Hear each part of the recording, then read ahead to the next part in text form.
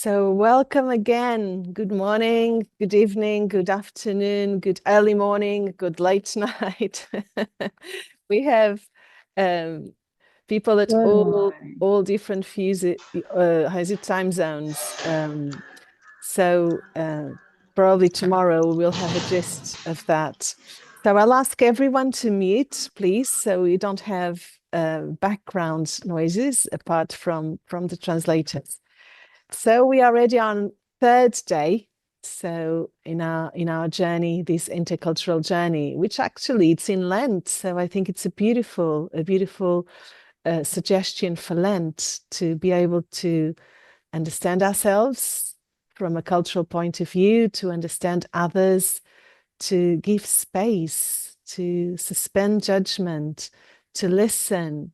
I think it's a beautiful itinerary for Lent. I was in some countries where sometimes it's to stop smoking, well, I don't think we smoke much, but stop smoking, stop drinking, or stop taking sugar in our teas or coffees. And actually, to engage with this intercultural journey, it's a beautiful way of living Lent.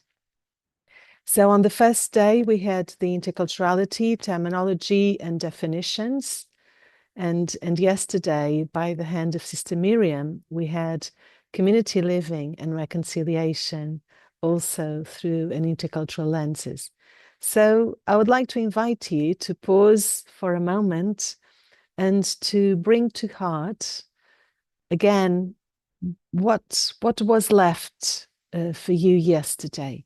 And as we did yesterday, I will ask you to write on the chat.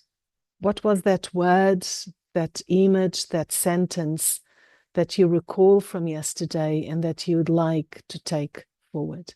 So before we have our moment of prayer, we can start already looking backwards so that we can move forward.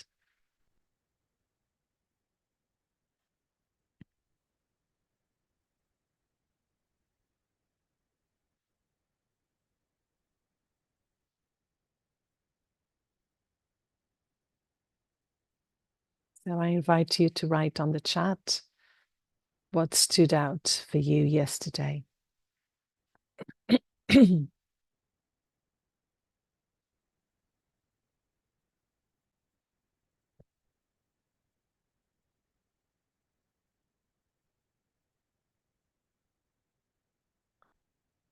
listen to understand. In order to understand deeply, we need to listen. Accepting differences. We are all different, and we need to realize that. Forgiveness and reconciliation.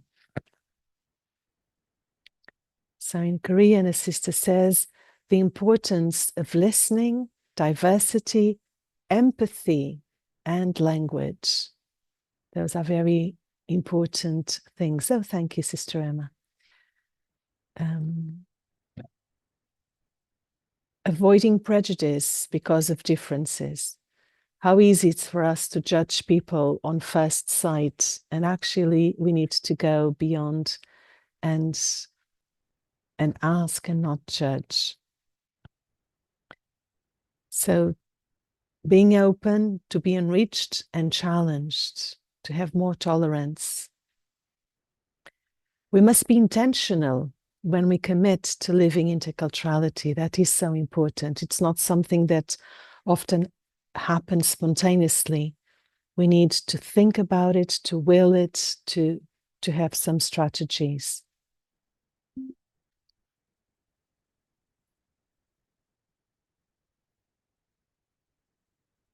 The trust, how important it's to try to build trust, and that will enable us to converse in so many different ways.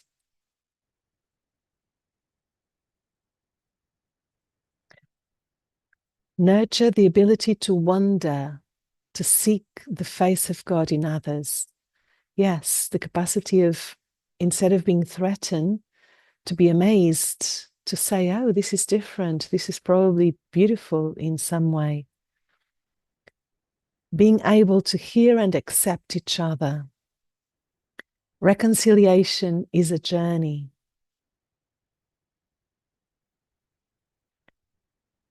To appreciate diversity, seeds and weeds. Yeah, thank you for that image. This image of the garden, entering each other's garden with respect, and realize that probably there are things that we don't know, there are plants that we don't recognize, and still there is diversity. There are seeds, and also there are weeds that sometimes need to be understood and journeyed and try to go over them.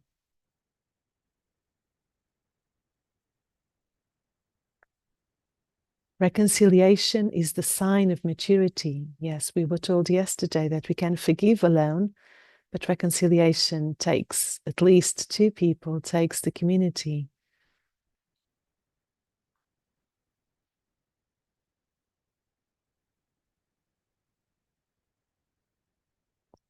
And then as well, some sister highlights the difference between time, the way we deal with time, people that are more task-oriented, people that are more people-oriented, and how that brings difference and diversity. And we need to compromise, to understand the beauty of each side and to try to walk together.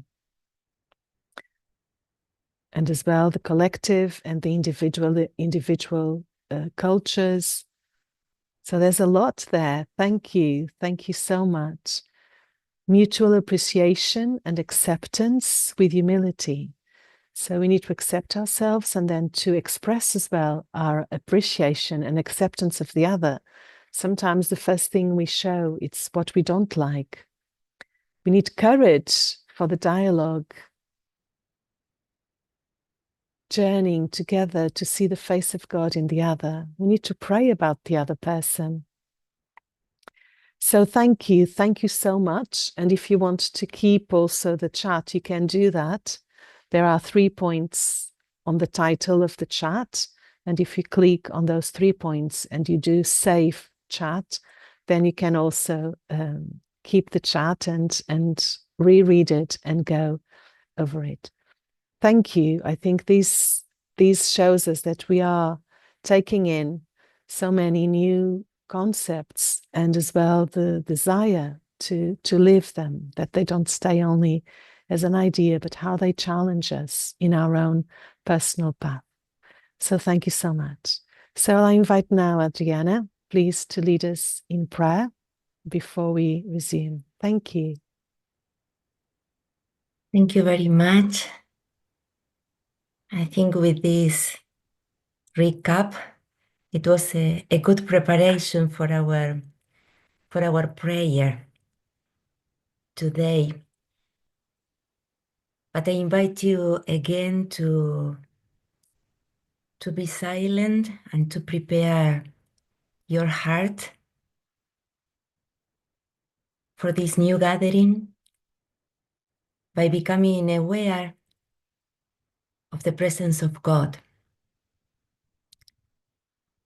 who through the sharing of the different presentations, questions, experiences, insights, is moving our hearts and kindling our desires,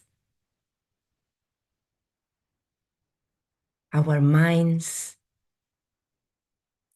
on this personal and communitarian journey towards interculturality.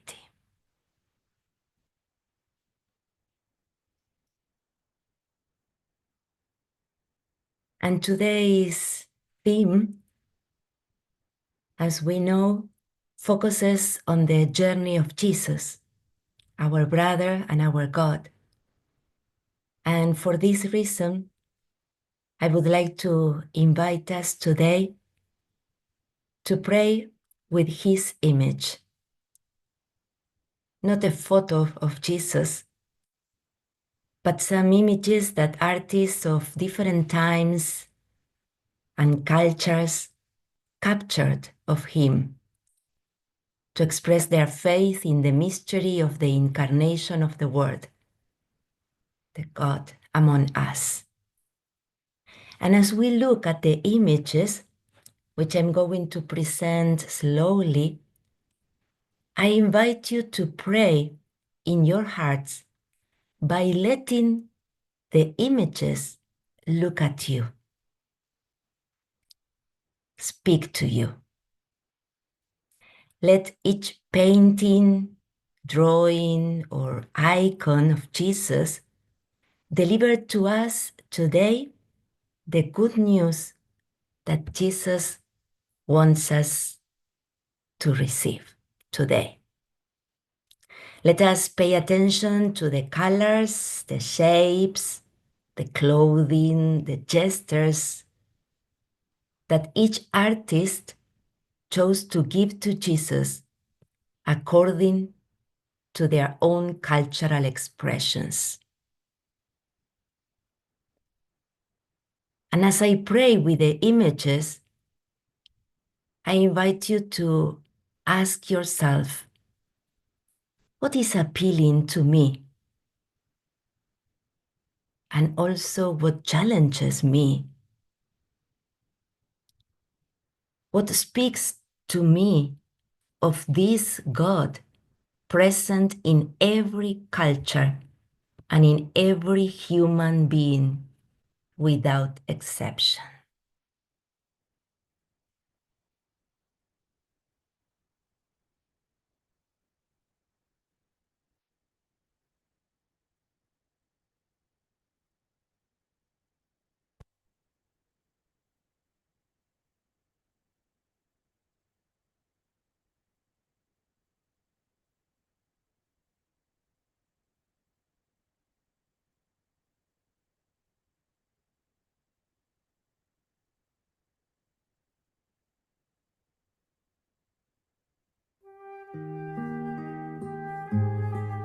Adriana, we cannot see the PowerPoint. I don't know what's happening.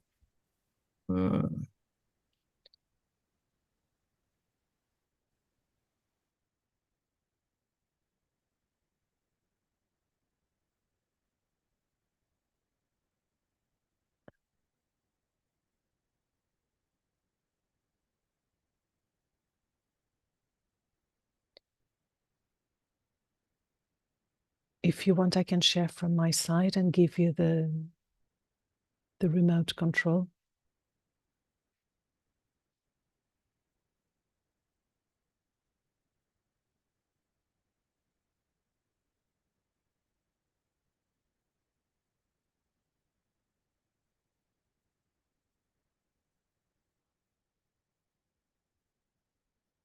I think we lost Adriana altogether. So let's wait a moment in silence as Adriana comes back. And if she doesn't come back on time, I will show the PowerPoint. Let's just wait a minute and understand that life brings these things.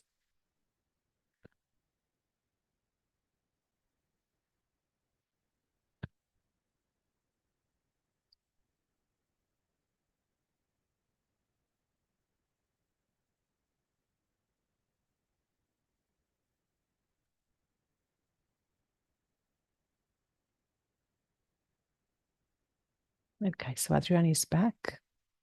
Adriana, can we hear you?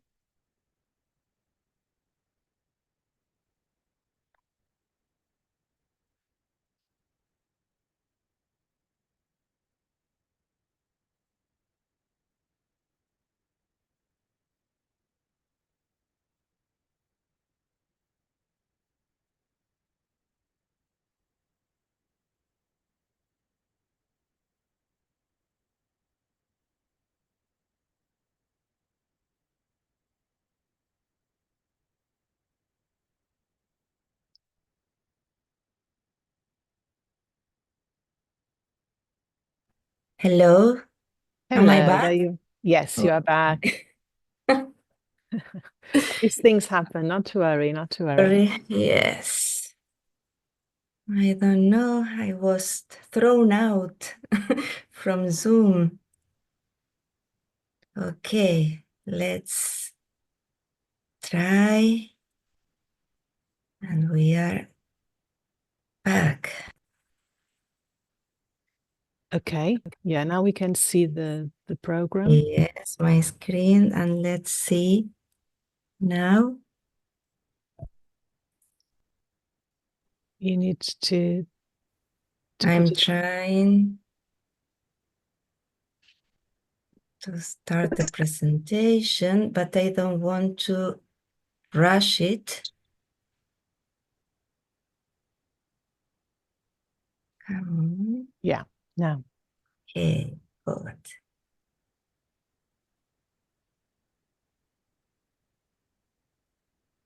Okay, so let's these images speak to us today in their own particular ways.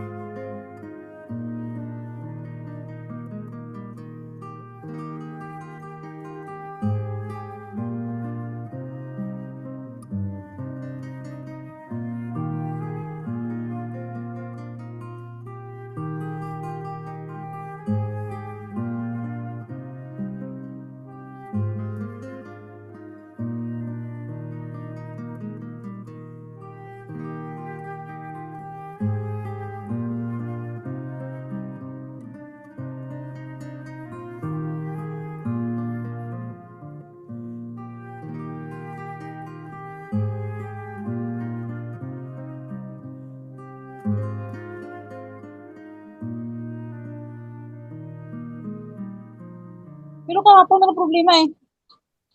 Okay na. Okay na. Let us honor today the mystery of God's incarnation by inviting all peoples, cultures, and generations to join in as we pray the glory be in our own languages. Glory be to the Father, Yes, Amay, sa Espírito Santo, agora e sempre, Amém. Amen.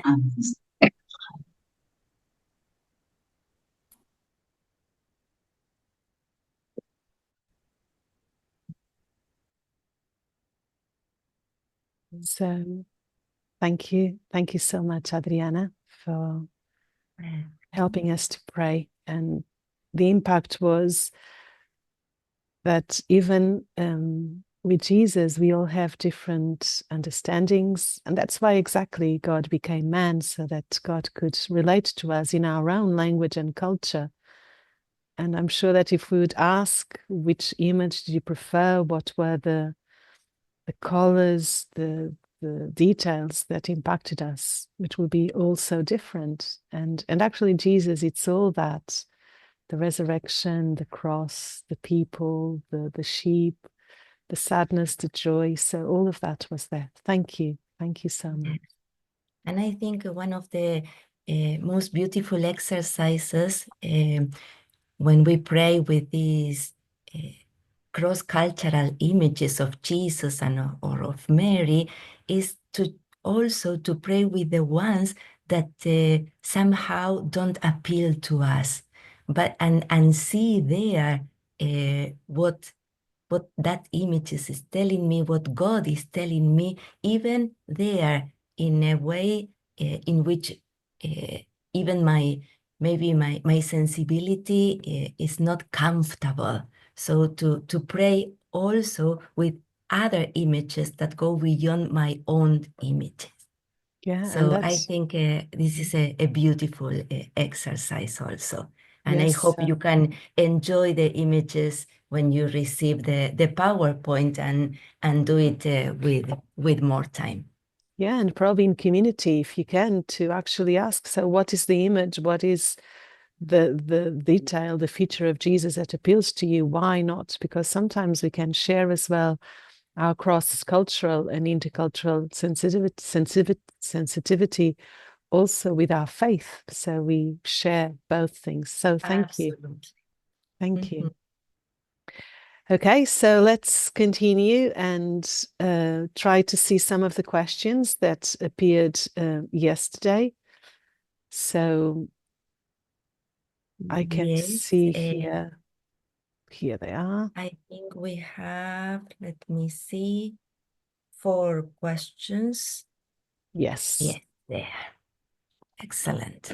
So I can put them a little bit bigger. So do you want to go in order, Adriana? Or how do you want to do this?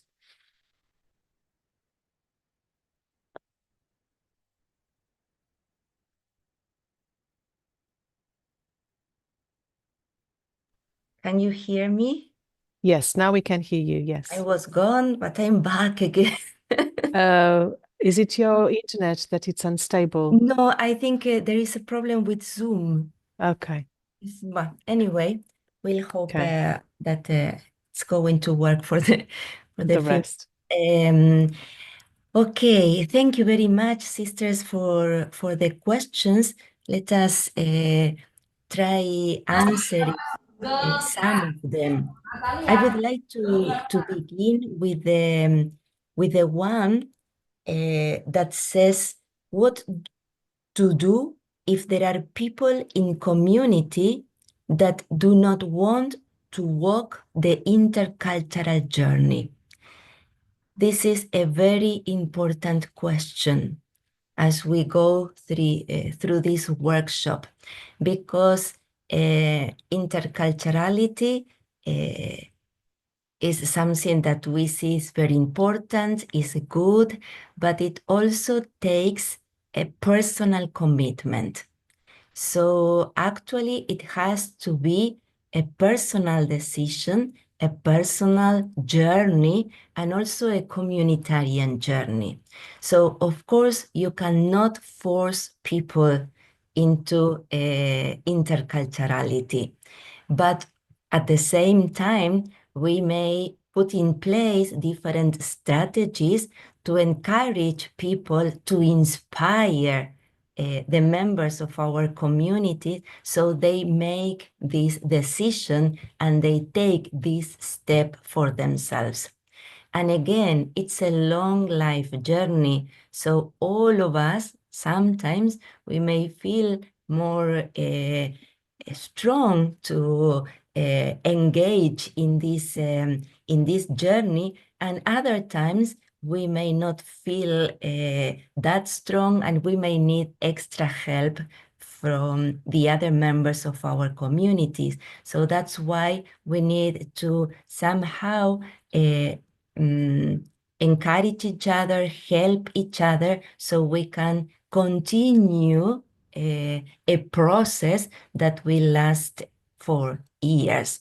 So this balance between a personal commitment, a personal decision, and a plan with strategies that can inspire and encourage members to make this decision and to keep up their decision of becoming an intercultural person, community, and society. So that's the regarding the first question, which is very, very important. We cannot force people. The second question I would like to go to is the one that was presented by the Indonesian group. How do the sisters maintain a balance between maintaining their original cultural values and integrating different cultures in their common life? Again, this is also an important question, because oftentimes I listen to this fear of losing our own culture if we engage in this intercultural journey. First of all, we don't lose our own culture, because it's part of our roots. And even when we lived in societies where there were conquerors that tried to suppress culture, we know that the culture does not disappear. Maybe we were not free to express it, to speak the language, or to use our own symbols, but the culture remained there because it's part of who we are. So we need to overcome this fear of losing our own culture. And interculturality by itself proposes that we engage in this kind of balance. It's not that I have to put aside my culture to get so immersed in the other culture that I lose mine. Just the opposite. I'm invited to contribute with my own culture into this journey. So we, like it was mentioned before in the presentations, we create somehow a new culture where there are elements, the best elements, if we may say it in this way, of each culture. And the balance has to be found by each person, every and each person. But the fear that is usually behind this question is that I may lose my own culture in this journey. And of course, if I had to lose my own culture in this journey, I should be afraid of this. But this is not what interculturality is inviting us to. So we need to find this balance, but to be aware that culture is something that we learn. And as we learned our original culture, we can learn other cultures, and not only one, but so many other cultures. And the more cultures we engaged with, we learned with, the wider our view and our experiences become. So it's an amazing journey. So thank you for this question. And next question. Oh, yes. It says, some congregations are doing the experience of living and ministering in intercongregational communities. This can be also an enriching experience for interculturality and for envisioning a future way of rendering a better service to the peoples. Absolutely. I couldn't agree more with this. Engage other congregations on this journey, and especially also there are so many other ways of living out this intercultural kind of mindset, or even search in our lives, that the more differences we engage, the more enriching also the journey will be. And from what I've shared with the other sisters, especially in the Asian context, also interfaith dialogue is interculturality. Interreligious dialogue is interculturality. Intergenerational dialogue is interculturality. So there are so many different aspects by which we can enrich this experience of stepping out from our comfort zone and engaging what is the other for us. So yes, sisters, sharing with other congregations as we are doing together, even living sometimes with other congregations like these projects in order to serve the people, doing our best with the resources that we have, engaging in interfaith dialogue. Yes, all these experiences are part of this amazing intercultural dialogue. And with this, I want to move into the last question here. Are there any best practices you can share in order to start the intercultural and intergenerational process early on in formation?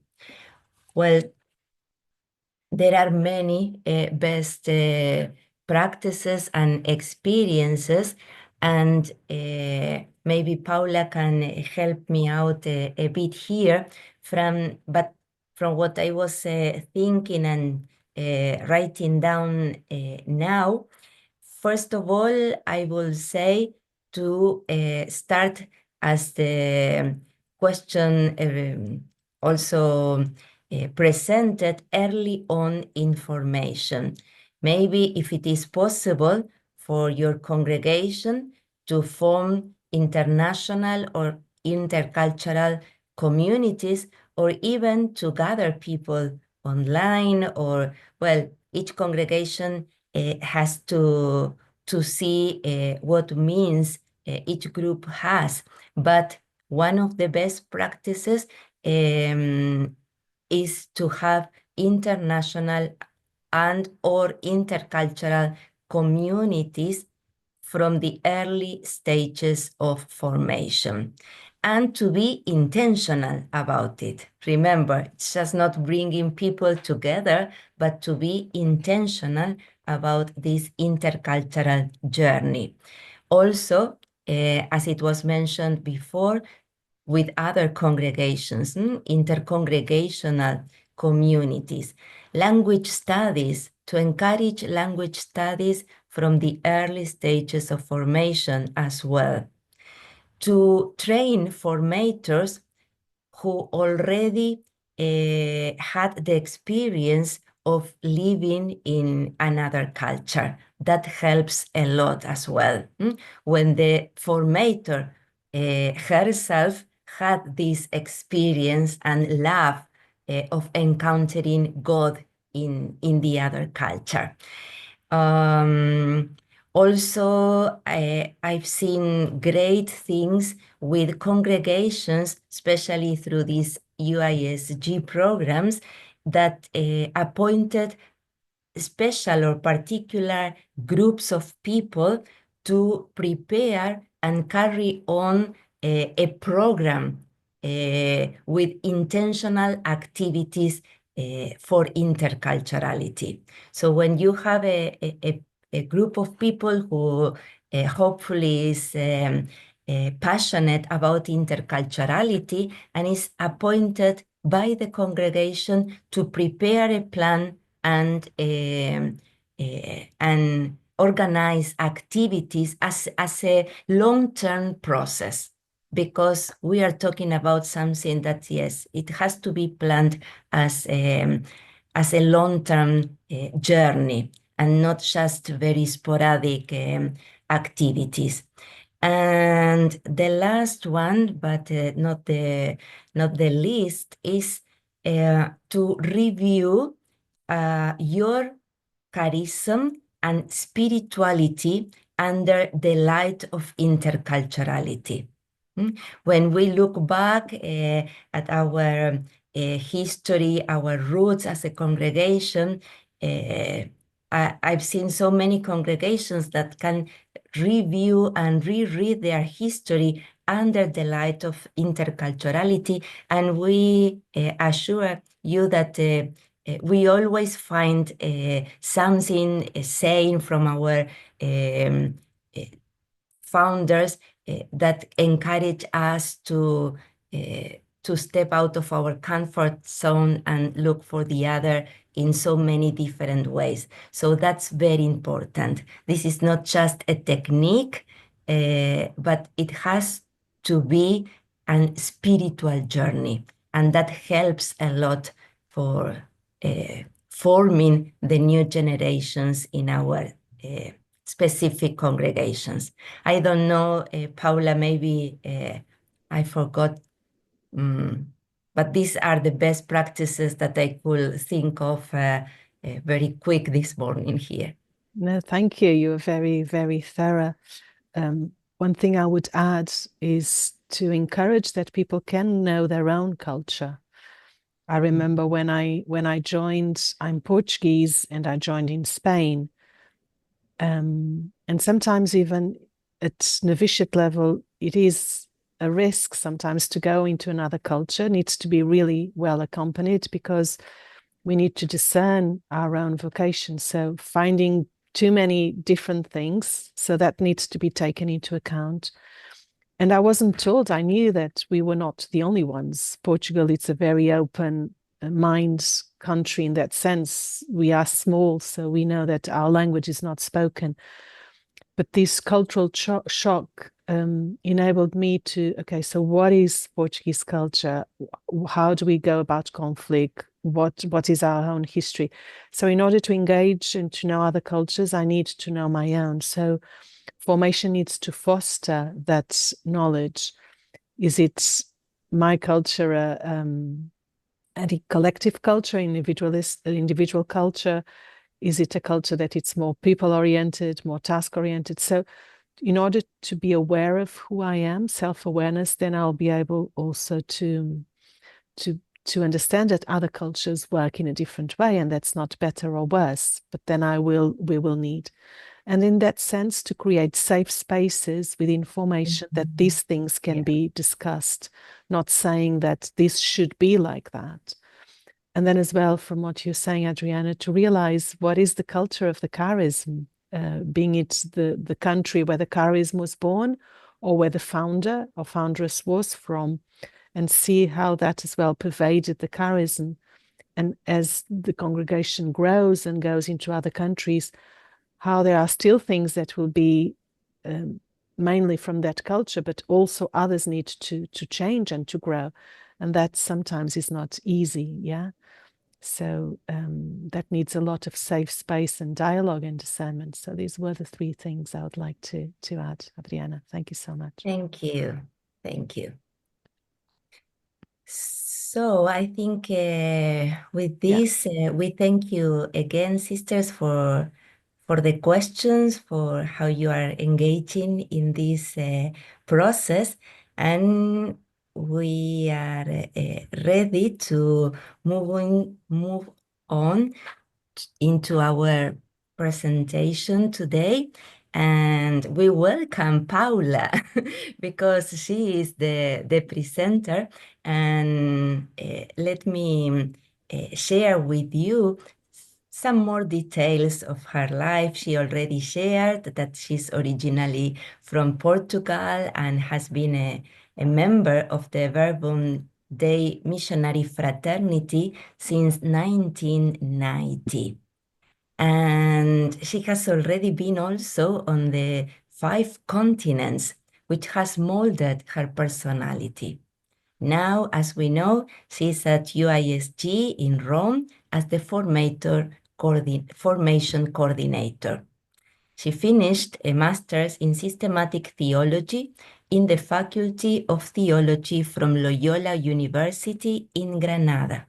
Before that, she had studied the SGB in theology at St. Paul's Verbum Dei Institute in Madrid, and did the master's at the Formators School in Salamanca, which belongs to the Comillas Jesuit University, also in Madrid. Her heart is driven to help people to come to know themselves and to come to know God's love for them. She likes enjoying the big and little things in life. So with these few words, we welcome you, Paula, and thank you for the presentation that you are going to share with us today. So thank you so much, Adriana. And actually, I'm a little bit mindful that this is the theme that you normally give. So this is your field of study. So feel free. Forward to it. Feel free then to add something at the end or whilst we're going. So I will be doing this slowly and giving some time for people as well to realize what's moving in them. And let's see. And there's a lot of content. I'm not going to cover everything because it's impossible. But then I will send you the link to the presentation and then you can go through it again. So we will look today, as we were told before, at the intercultural journey of Jesus. And what I would like to do is to introduce the theme. And what we're going to do today is to look at Jesus' culture. I don't know, thank you, Adriana, for all the images that we saw. Jesus had his own culture. And I don't know if we stop and ponder that and look at Jesus to understand how he lived and how he lived.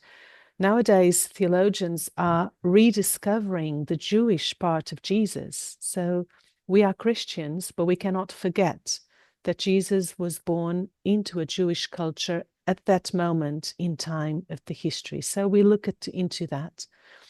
And we'll try to look as well how being Jewish, being in that specific culture, he also underwent an intercultural journey beyond the limits and the prejudices of his own culture. And we can see that in the gospel, thanks be to God.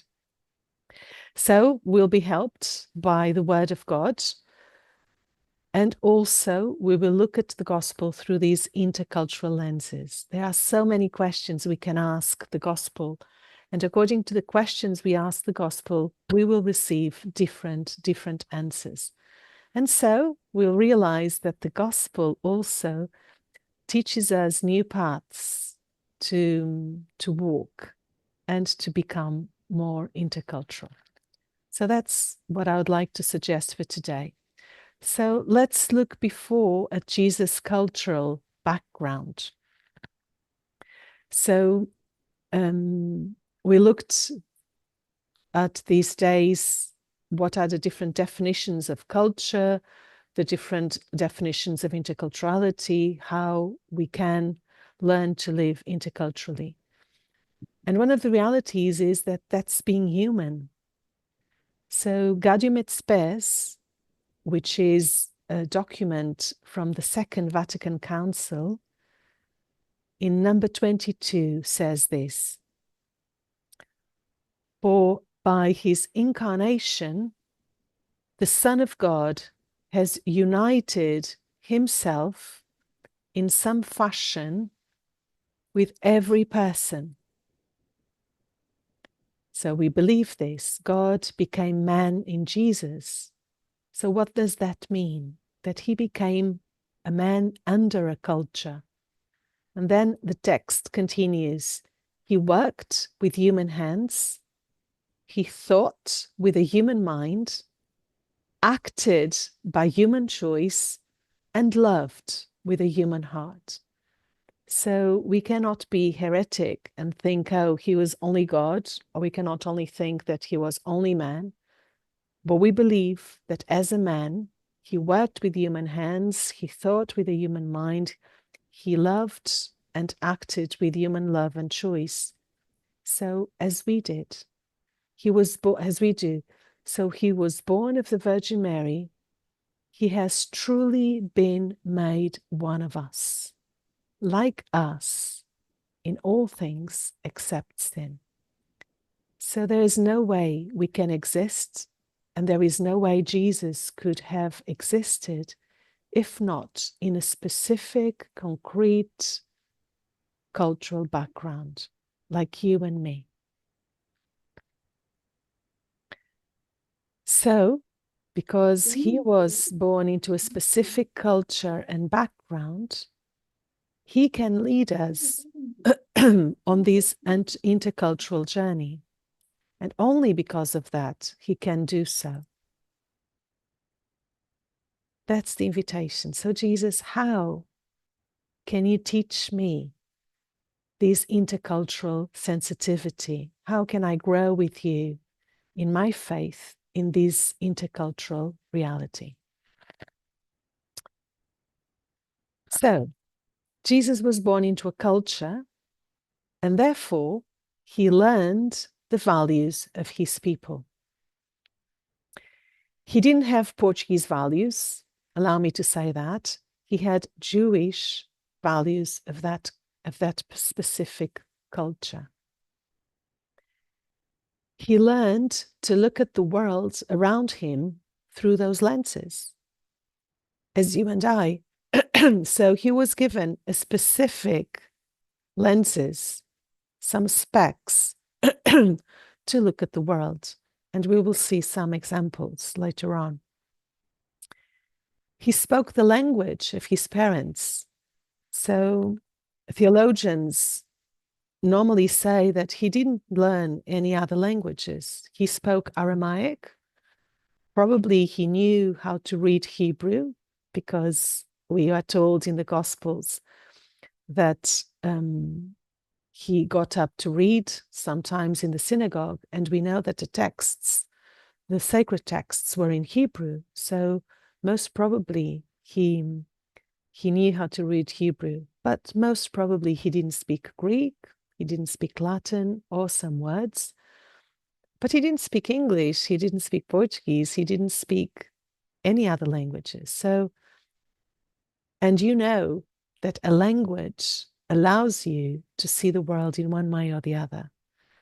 I am very blessed to know different languages, and I realize that if I think in different languages, I have access to different aspects of life. There are words in Portuguese that don't exist in English. There are ways of thinking and saying in English that don't exist in Spanish, and that gives us a perspective over the world in a different way. Well, Jesus spoke Aramaic.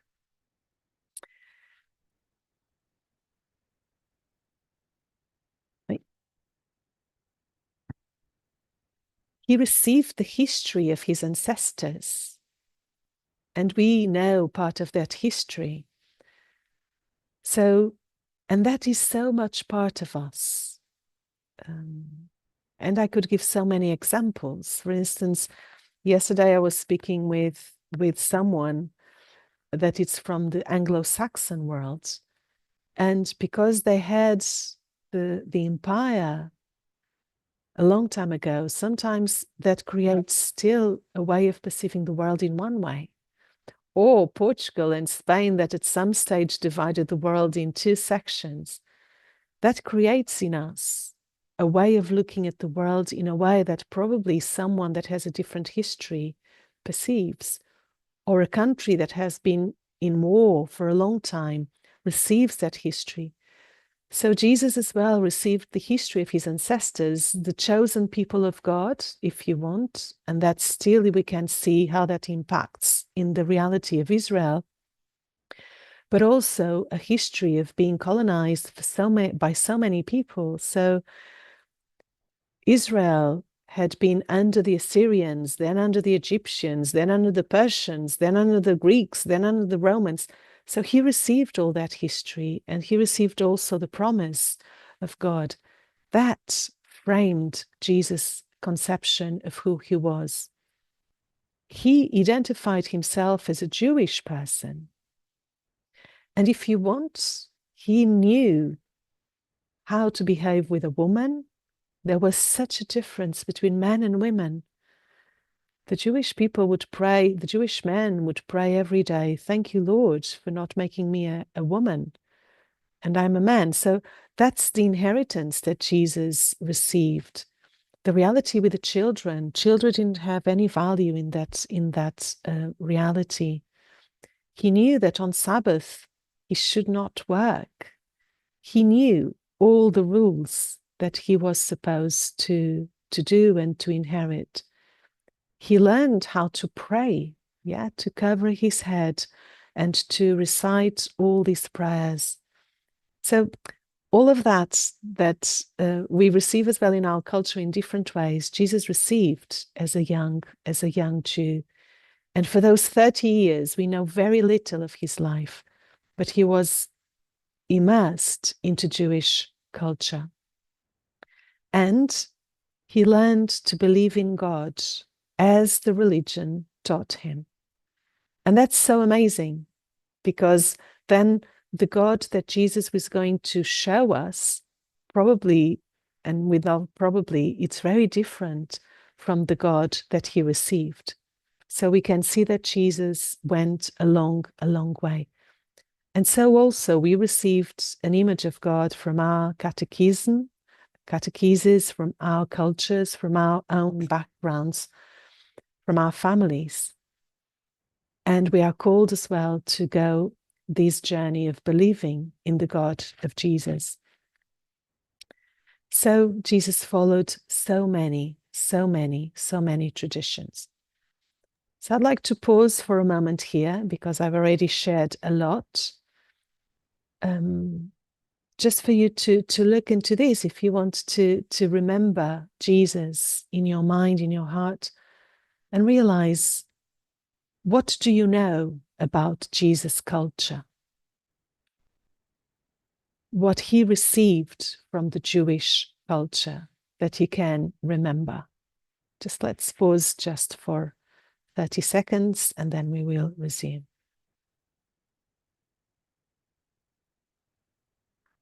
Paula, may I Of course, please interrupt you? Sisters are telling me, and I can see it myself, that the presentation is not clear. It's blurry. Okay. Sorry. I was seeing that, but I thought it was only my... There you are. Yes, I think yes, now. Thank you. Sorry, thank you so much. I was seeing that, I said, whoa, but then thank you. Sorry for that. This is Zoom culture. Yeah.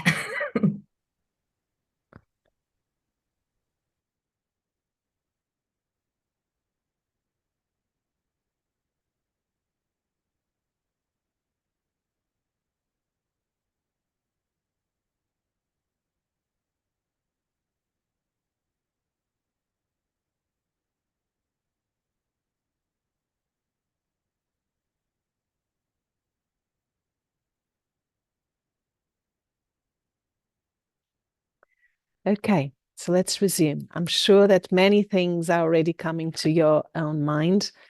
And also as a mirror, we are perceiving as well our own culture. So let's look a little bit deeper into Jesus' society. So Jesus lived, as we know, at the beginning of the first millennium. Jesus split the time in two. And the society that Jesus lived wasn't at all simple, and it wasn't at all homogeneous. So reading the Gospels, we identify a very diverse society where Jews, Romans, Samaritans, and foreigners lived in the same territory. It will be a long lesson of history and geography of Israel. But I think that's important because geography and history molds our own culture.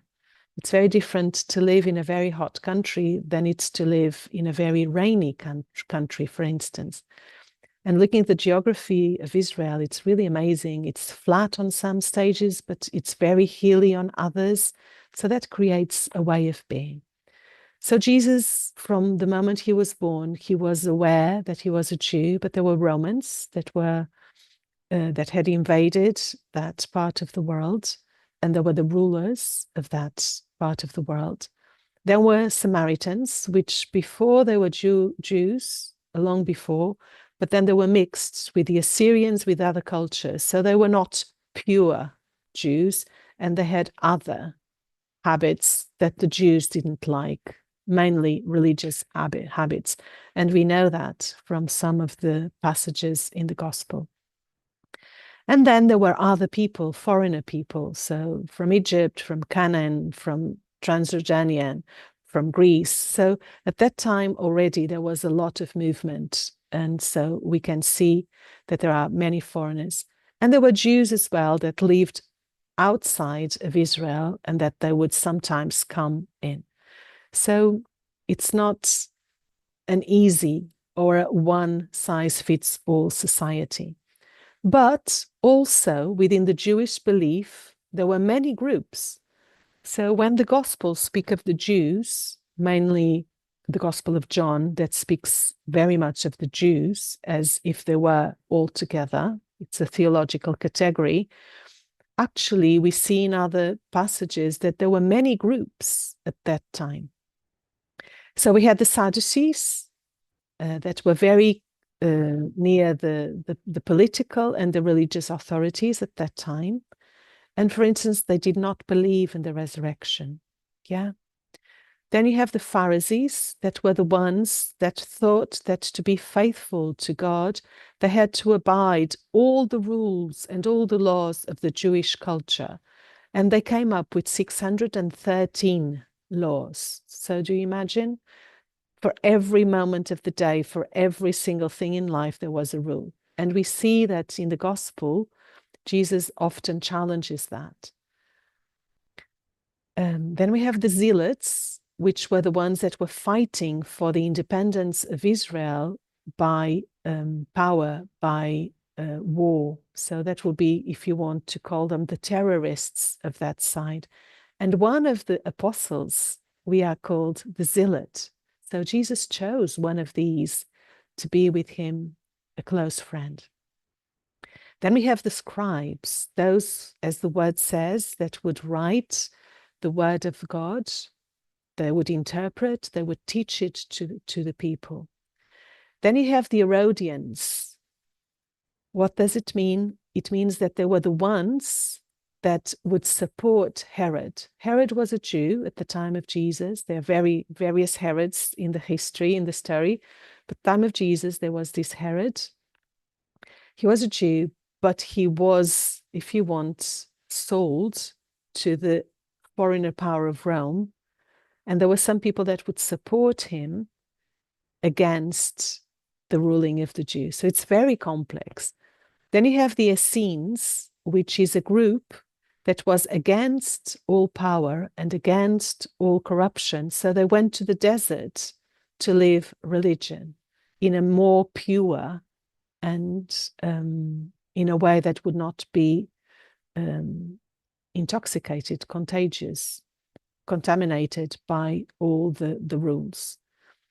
And then we have many, many marginalized people because they were poor, because they were shepherds and they didn't abide the law, because they were publicans, because they were sinners, because they were sick, because they were women, because they were widows. So you have a very diverse reality. So before I continue, I would like you to stop as well and to wonder, okay, when I look at Jesus' cultural background, I see so many different groups. What groups would you identify in your own culture?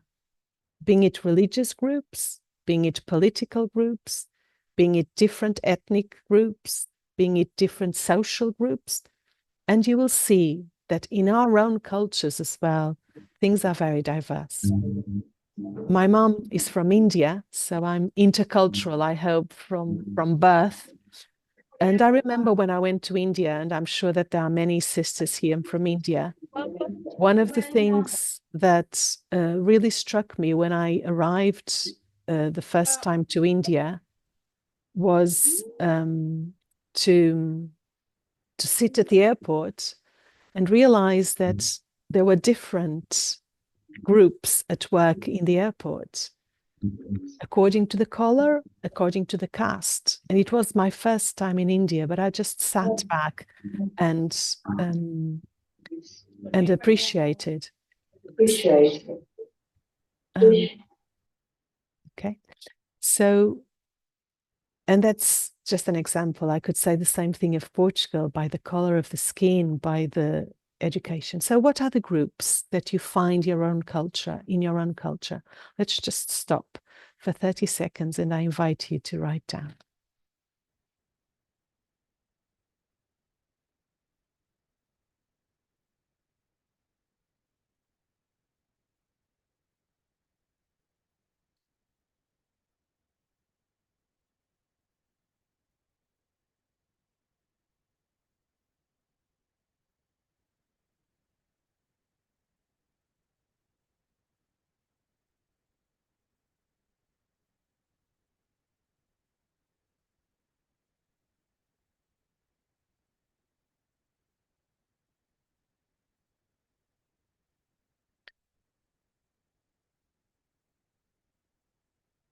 Okay, so you can continue the exercise in another moment because I'm sure that the list is long, but I think it's important for us to realize that as Jesus was taught to accept and not to accept some of these groups, also we are taught to accept and not to accept. So Jesus, being born into a culture, received the cohesion and protection that a culture gives you, because a culture teaches us how we need to develop ourselves and how we need to go about things in a safe and good way. So culture is there to protect and teach us, but also he learned the prejudices, the divisions, and the discrimination of his own culture. Both things. So we do learn both things as well. Studies tell us that by 7 years of age, when we are already 7, we have learned already what are the prejudices of our own culture. I remember when I was little, because my mum was from India, in a setup of Portugal, my colleagues, my teammates, schoolmates, there were 7 actually, and they would tell me, your mom is black. And in my innocence, I said, no, she's not black, she's brown. But that was already a prejudice. Your mom is different, your mom is different. So Jesus as well learned these things. He learned who is us and who is them. He learned to distrust. He learned the oppression. He learned to oppose, to blame, not to blame. So Jesus learned what was right and what was wrong. And that is so ingrained in us, what is right and what is wrong. And when someone does what is wrong for us, it's really difficult to not be judgmental and not to ask and not to tell, oh, you shouldn't do that. Well, let's see.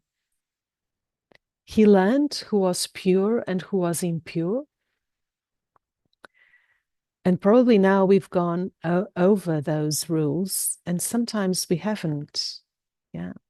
So we need to see, what do I consider pure and impure in my own culture? He learned who was native and who was foreigner. And that's so ingrained as well in us. I could say so many examples. He learned the ones that were in and the ones that were out.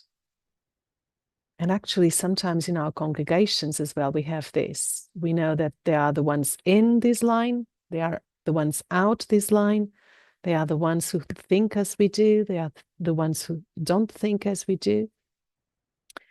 So he learned who were the people that were included, and he learned who were the people excluded.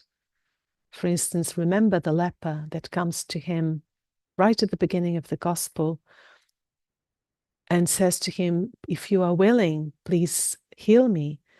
And Jesus does something amazing. He reaches out to him and says, I want, I will.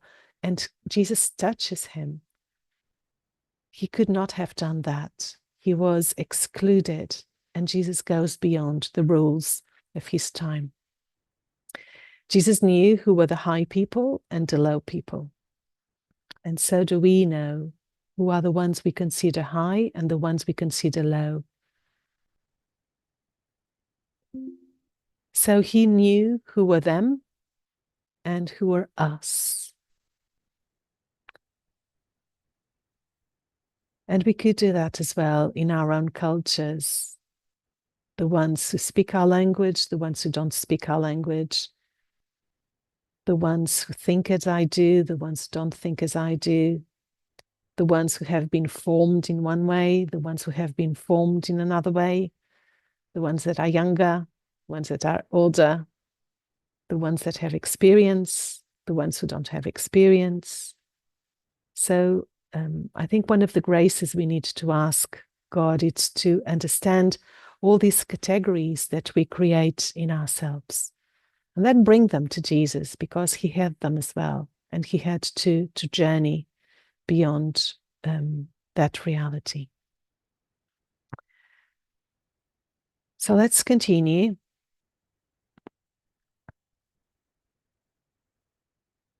And realize that Jesus, at the beginning, realizes that his mission was mainly towards his own people. And we are told that in the gospel so many times. As I said before, he didn't learn foreign languages. He traveled mainly in Israel, and then he ventured a little bit out. So he went over the Jordan to the west side of Lake of Galilee, and we can see that in the Gospels. I'm going to look at a passage that he goes up to the north of the territory, but he didn't go to many other countries. Matthew tells us that he went to Egypt when he was young, so he was a migrant as well. But mainly he traveled in Israel. And one of the words he says is that he came to the lost sheep of Israel. So the way he understood his mission, his task, his vocation as the Messiah was mainly for the lost sheep.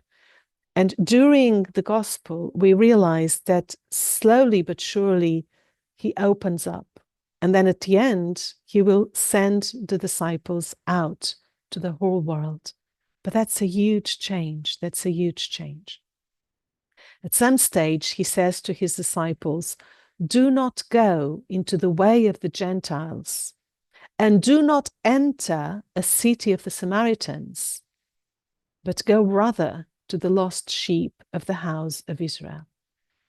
So what is this, if not a very monocultural understanding of life, of religion? Even the word Gentiles was a word that, in a way, it's judging. You don't believe what I believe. You are a Gentile. You are not a Jew. So there was a very clear cut of separation in Jesus' mind.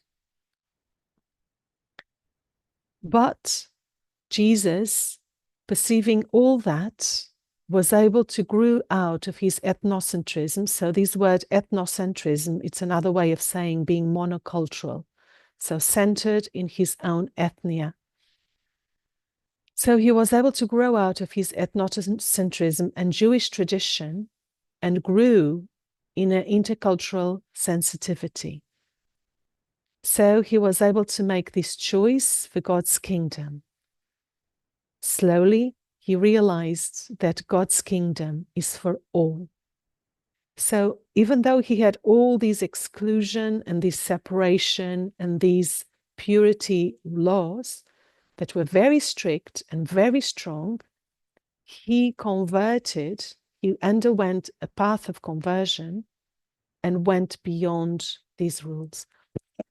I think this is very important to underline because we all have these patterns in us. And it's really nice and important to look at Jesus and allow Jesus to accompany us. It wasn't easy for him. And that's one of the reasons as well that he, at the end, was killed. Because as we said yesterday, he was countercultural in so many ways. And slowly but surely, that led him to be a threat, to be criticized, and to be marginalized to the point of being murdered, crucified. So Jesus went against many of the rules in his own moment that were not according to God.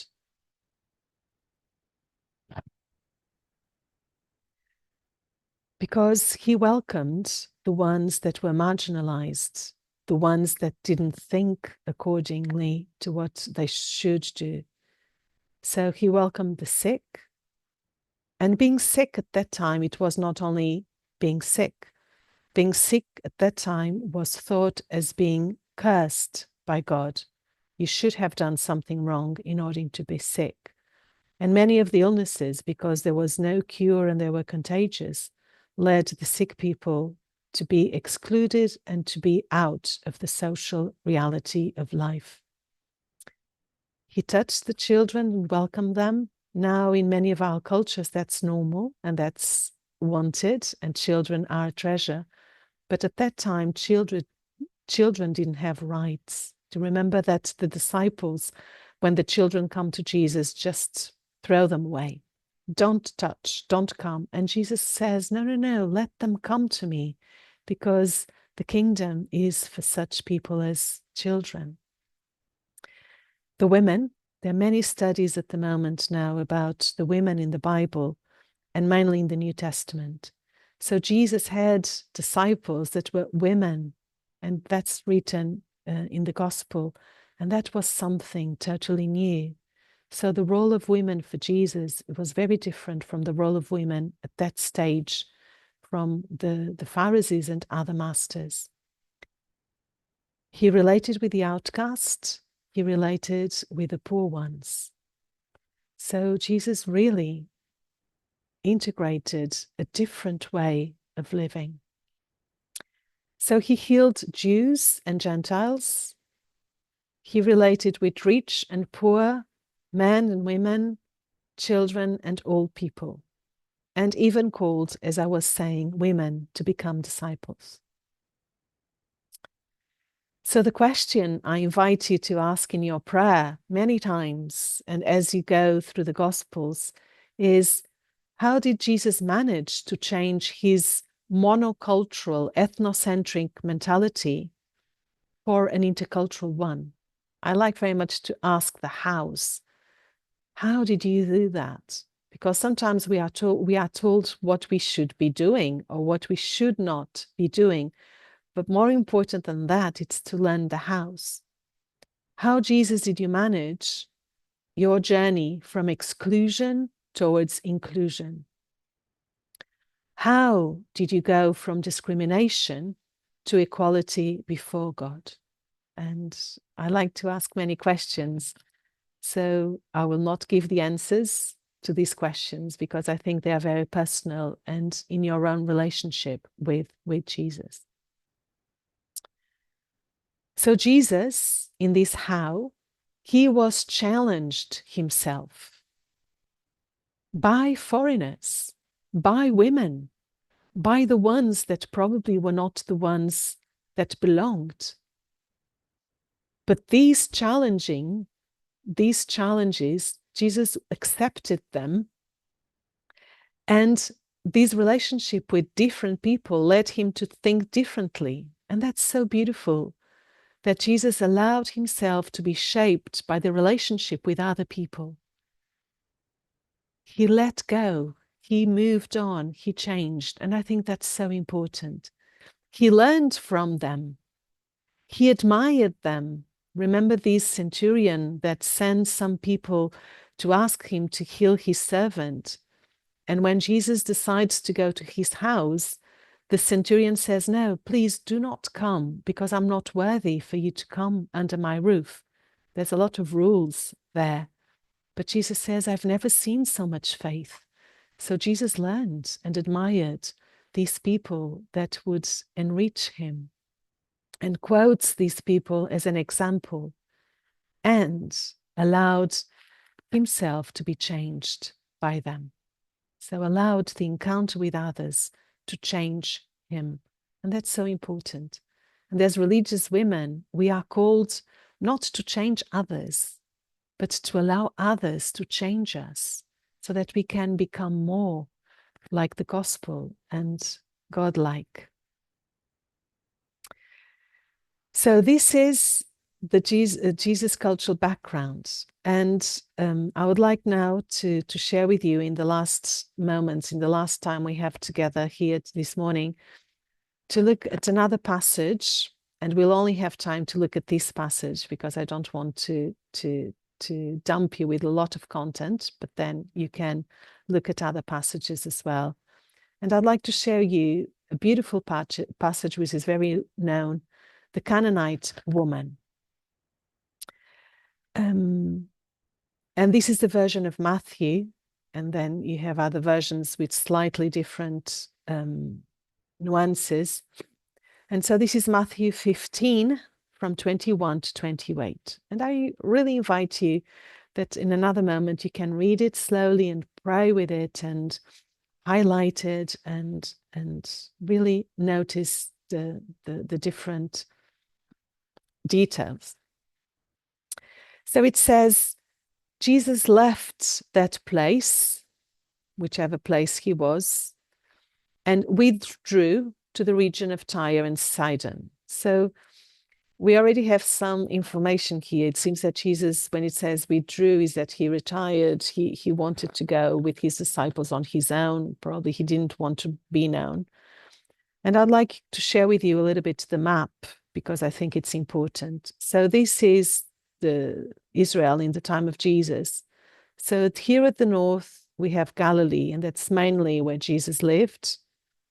Then here down near the Red Sea, you have Jerusalem.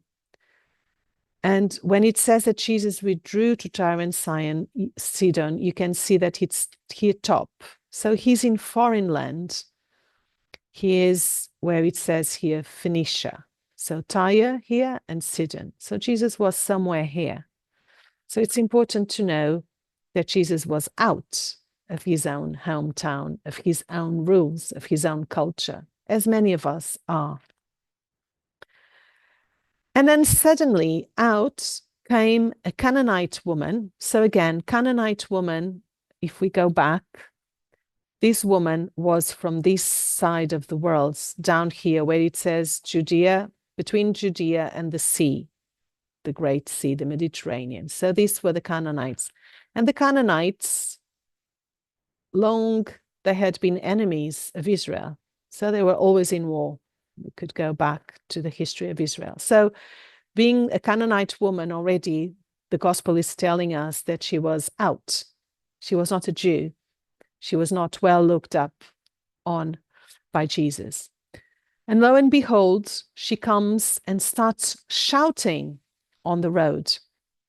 I don't know if in your cultures it's normal to shout on the road. When I hear someone shouting on the road, on the streets, I get scared.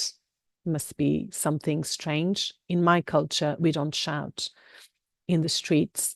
And when that happens, probably there is really something really, really wrong happening. So I'm reading this passage from my own culture, from my own lenses.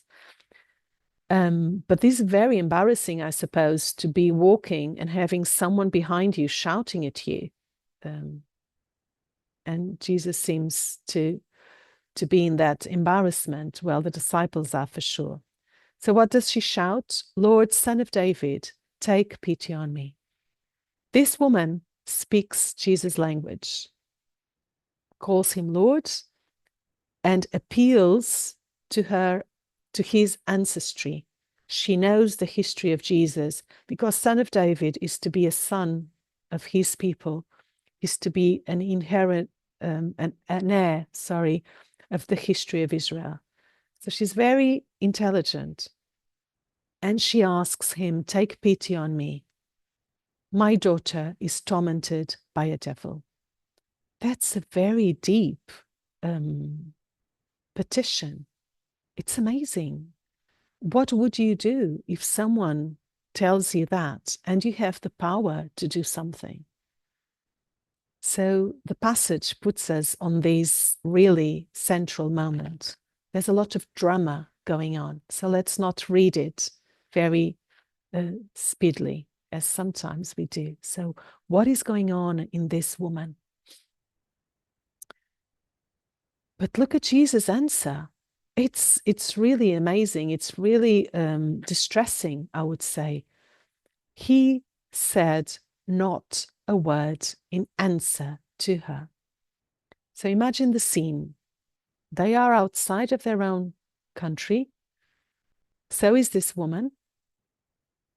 She goes shouting after him, after them, and he says nothing to her. As if he was deaf. He's indifferent. Actually, we have to say it's a very shocking attitude. We don't know this Jesus. It was not in the images we looked at the beginning. Probably we can include it. Jesus seems to be despising this woman. What's happening here? Jesus is really responding from his monocultural prejudice, reality, as shocking as it can be for us. But I'm glad that these Gospels allow us to have this window into Jesus. So Matthew here wants to teach us something really, really, really big. And the disciples are the ones that respond. Why? Because they're embarrassed, because they are really out of their comfort zone, because they are disturbed. And they don't want to give her what she wants for the sake of her need and the need of her daughter. Look at what they say. Give her what she wants, because she keeps shouting after us. I cannot but laugh a little bit. It smiles just seeing the scene.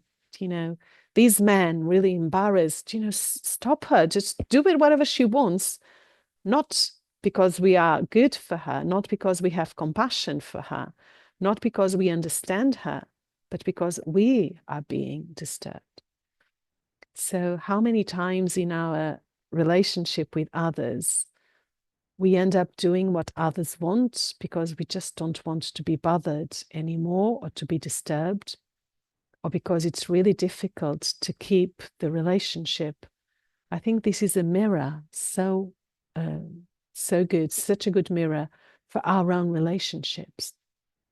And I'm sure that many other things are popping up in your minds. And Jesus stands his ground. Jesus could have given in to her. Jesus could have given in to the disciples. And he's really stubborn. He said in reply, I was sent only to the lost sheep of the house of Israel. So in this sentence, we have this clear and direct answer of Jesus, where he is aware that because he is who he is to exclude other cultures from his ministry. How hard is that? How monocultural is that? And how that mirrors as well some of our thoughts. No, I'm not to relate with this person. I know this person is not worthy of what I should do. Oh, this person, we cannot trust this person. I don't know, this culture is not what we need in our congregation. Sorry. So there's a lot there. I see that in my own congregation. Oh, this person is from this country. Oh, we know already what she thinks. So Jesus has all this in him. Jesus had that on him. And it seems to us, or it seems to me, that it's a lack of respect for this person. But Jesus is operating from the culture he was born and from all the values. And he thought as well that God was in that same wavelength. So let's see what happens.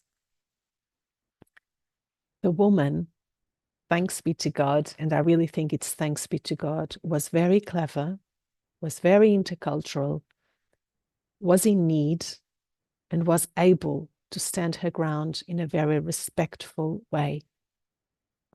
Look at all the verbs and the way she speaks.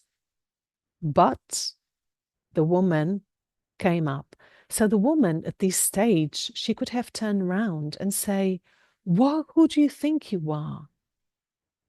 You are just marginalizing me. You can do this, and you're just holding to all this Jewish nonsense.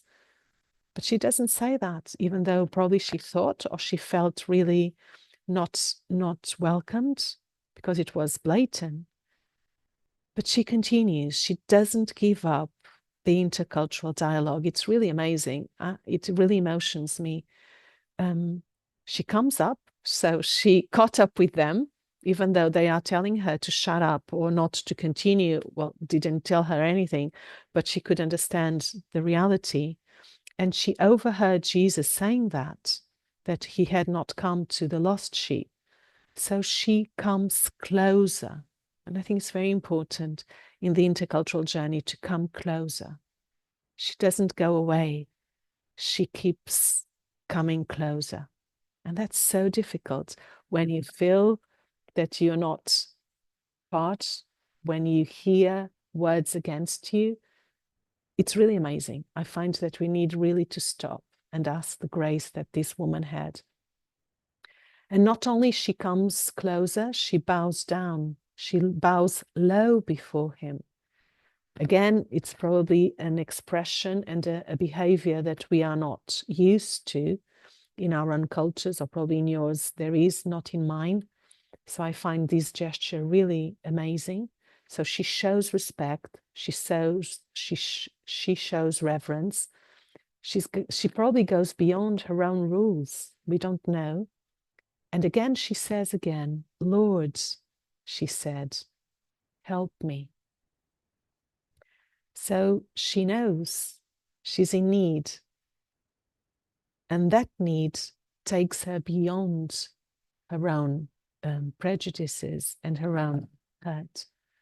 So how many women we know as well that are in need, and that they can teach us as well to go beyond our discomfort and continue.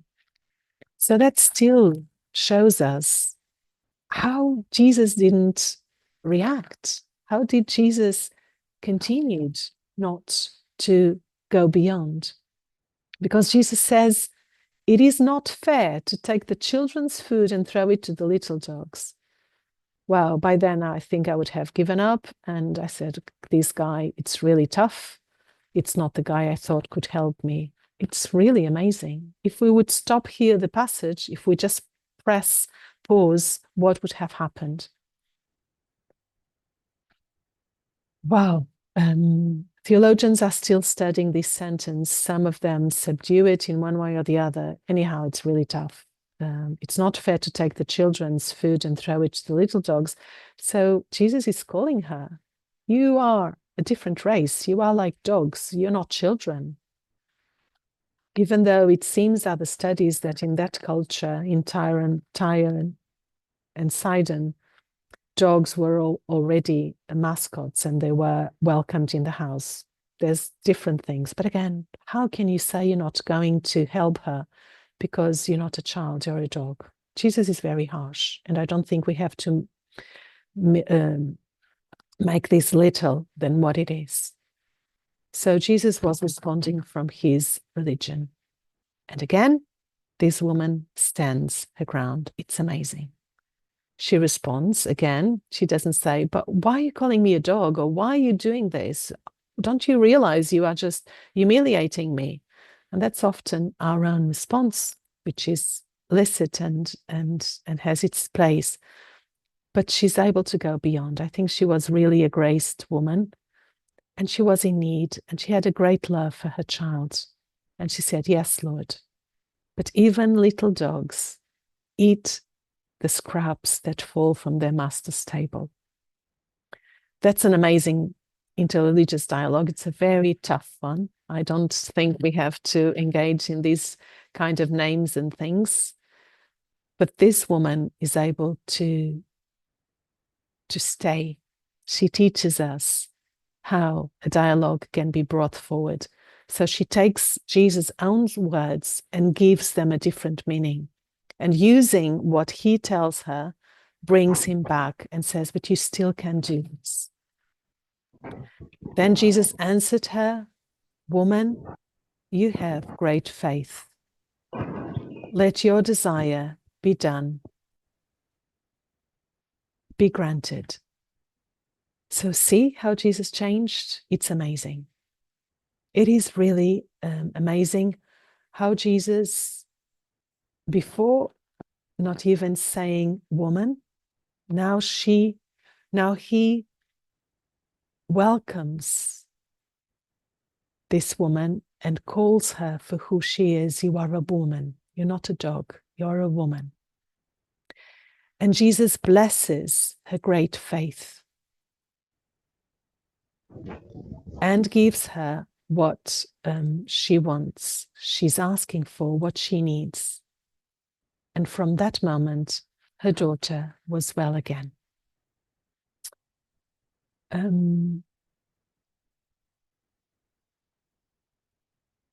Yeah, there's so much still to be said, but I think we need to stop here and realize how Jesus realized that he had to change. And from that moment onwards, the Gospels tell us in a different way that Jesus opened to the ministry to the Gentiles, as he said. So then the next multiplication of the breads and loaves, there will be non-Jews there. Jesus will reach out now to other people. So this woman, this passage is called the conversion of Jesus. And this woman is the only woman in the gospel that argues with Jesus and wins. And it's beautiful. She's a woman, she's a mother, and she enabled Jesus' intercultural journey. So there is so much that can be said. But as time goes, I would like to ask you this question. If I'm in a powerful position, as Jesus was, how do I open myself to this reality? But sometimes we can think that intercultural journey, it's only about the ones that have power to decide. Well, actually, this woman didn't have the power to decide, and still she created an intercultural journey. So often as well, the ones who don't have the power, we can play the victim role. But this woman didn't. So even when I don't have the power in this situation, how do I foster? How do I open myself to this intercultural journey? So I think this is important to highlight from this passage. And then what I would like to leave for the question afterwards, but we'll do that afterwards, and for the sharing, is how does this reading shed light on your intercultural journey? So I will stop here. Sorry for taking so long, Adriana. So please, over to you.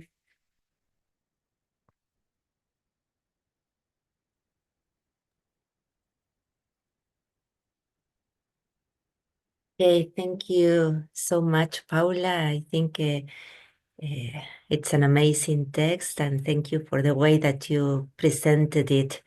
I think we could feel that we were there with Jesus and the Canaanite woman, and surrounded by Jesus's culture and struggles, and also this amazing experience, no, of being challenged by this woman and opening up to himself up to God's dream there, and changing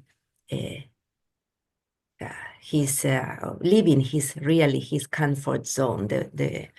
So thank you so much for this, and I loved this passage, and yes, we could talk for hours about it.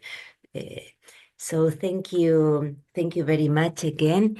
And shall we do it the poll now, or the Q&A? I think we can do the Q&A because Gianluca is busy in another meeting. So this time we'll do the poll at the beginning after the break, if that's all right. Thank you. Okay, thank you. Just being aware of that. So sisters, I can see so many words of appreciation here in the chat, but now we have some time for a Q&A, and maybe if there is anything that really touched your heart, any reactions that you could that you would like to share with the group, or any question that you may have. So Adriana, sorry, Gianluca just yes. texted me saying that we can do the poll because he's with us already. So sorry to interrupt. So we can think the questions, and at the same time, Gianluca, thank you. If you want to do the poll, that will make our life easier. Sorry. So as we do the poll, take time to see if you have any question or any thought that you would like to share with the group.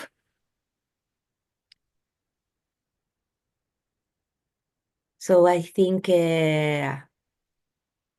you can see in the screen the poll, and you know that you need to answer. Choose a language group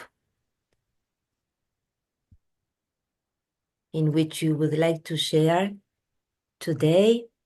You also have the option of no group at the end in case you are with others.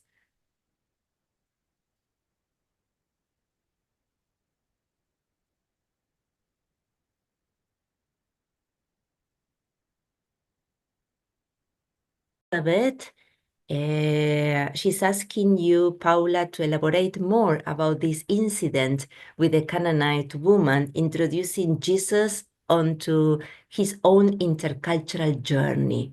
She says, this is something new for me. Okay. Well, I'll share something, and then Adriana, as you know so much about this as well. So as I was saying before, Jesus in his own Jewish culture had all these rules: the foreigners, the non-foreigners, the women, the men. And he grew in this awareness that he was a Jew, and the promise was only for the Jews, even though the promise of God was only for the Jews, even though there were some passages in the Old Testament that open to other nations and cultures. But as well, Matthew's Gospel, Matthew, it seems that writes mainly for Jewish communities, so Christians that were coming from a Jewish background. So he needs to deal as well with all the openness of these Jewish communities to the outside world. So that's what we have here bubbling behind these gospel. So what Matthew wants to show us is that Jesus, being a Jew, opens slowly but surely to a different concept of culture, to a different concept that God, the Jewish religion, needs to open, and that's what we call Christianity. We are not Jews anymore, needs to open to everyone, to every single person, in such a way that Matthew's Gospel will finish with Matthew 28 saying, go out to the whole world and baptized all nations. So that's a huge change from a Jewish perspective to a universal perspective. And what Matthew and this Gospel wants to show us is that the own struggle of Jesus, that probably wasn't only in this moment, was an ongoing struggle. And we see that as well in the Acts of the Apostles then with the early church, which will be the video for after if you want to look at it. So there's lots of layers going there. So Jesus goes beyond the rules of religion, the rules of gender, the rules of nation, the rules of so many things, and he goes beyond. Adriana, if you want to add anything else. Yeah, I think really one of the sisters here, well, everybody is thanking you, of course, and appreciating the way in which you delivered this even meditation. One of the sisters says here that she felt that she was on a retreat. So yes, I think it's a passage to really contemplate, and it helps us a lot with our own struggles. I see here that we can really feel how this intercultural journey is a countercultural decision, and I think this passage, as you said, maybe there were so many others experiences that Jesus had on how to overcome this ethnocentrism, but this passage captures the experience that we also have so well of being challenged by the other. It's a way of, yes, because I think you explained it so well. For the Jews,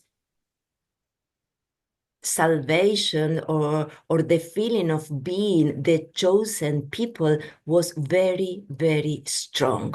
And that's what we called ethnocentrism. When we put our culture in the center, and then we look at the others from that perspective. And here in this passage, it's so well captured how Jesus realized, like, but this is not aligned with God's dream, with God's kingdom, because God is for everyone. Everyone is a children of God. So this very strong feeling of being the chosen people at one point of the journey of the Jewish people was very helpful, because it helped us to be faithful, to remain faithful to their own faith. But the time had come to open this up. So it's the same with us. First, we need to be strong in our own culture, because if we don't love our own culture and we are not faithful to our own beliefs, then we cannot open ourselves up to others.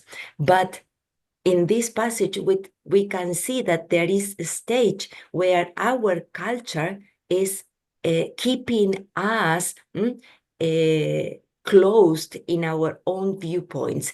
And God is far beyond that. So it's kind of part of this process of this becoming more mature in our spiritual journey. But I know that this is a very challenging way of looking at Jesus. Sometimes in some places, sisters or brothers, priests will say, no, we cannot talk about Jesus' conversion. He was the Son of God. Yes, it's true, but he was also the Son of Man. And that's what we are looking at. How Jesus, as a fully human being, had also to overcome his own ethnocentrism so he could align himself with God's dream. So thank you very much. There is here another question. I don't know, this is in Spanish. Yeah, thank you. Sorry. Sister.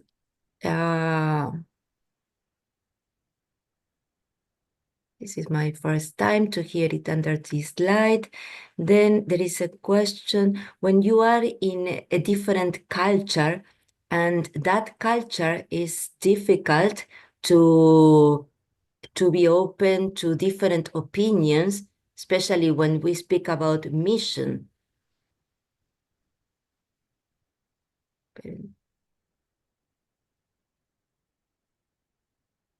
Yeah, I don't understand. I don't get the question really.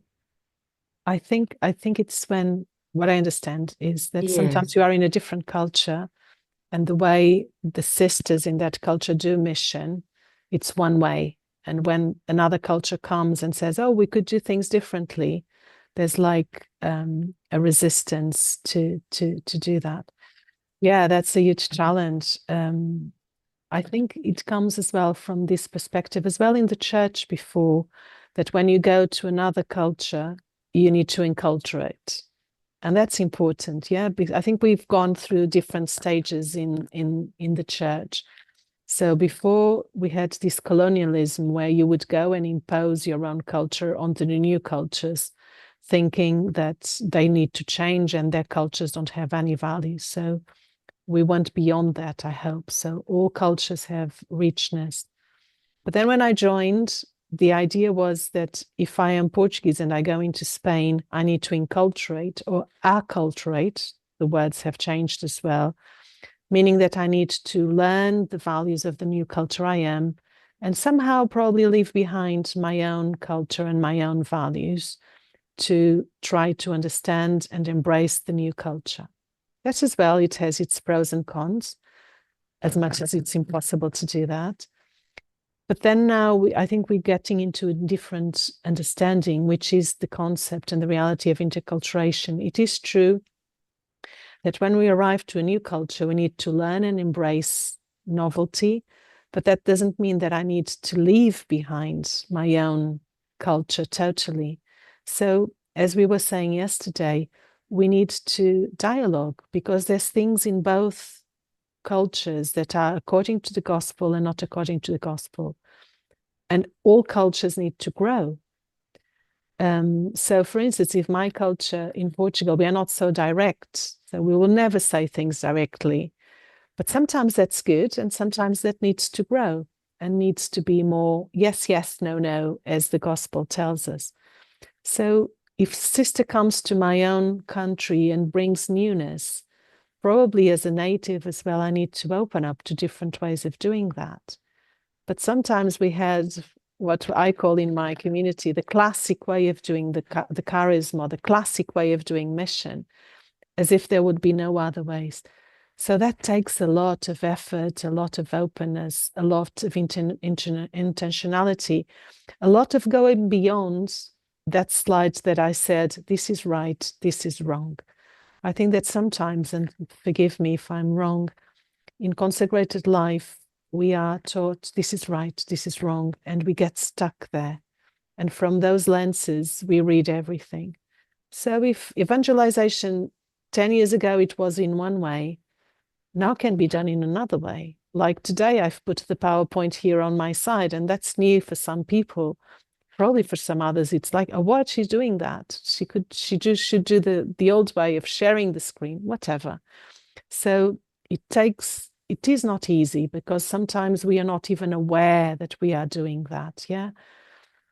In this country, you don't do that. And you just think, why not? Okay, could we try? So some of the sentences, I think the question goes through here. I hope I responded a little bit. Yeah, thank you. Thank you. Thank you very much. There is one more question here. She says, I'm a little bit curious about the personality of the Canaanites, that they are idolaters, superstitious, indecent, and evil.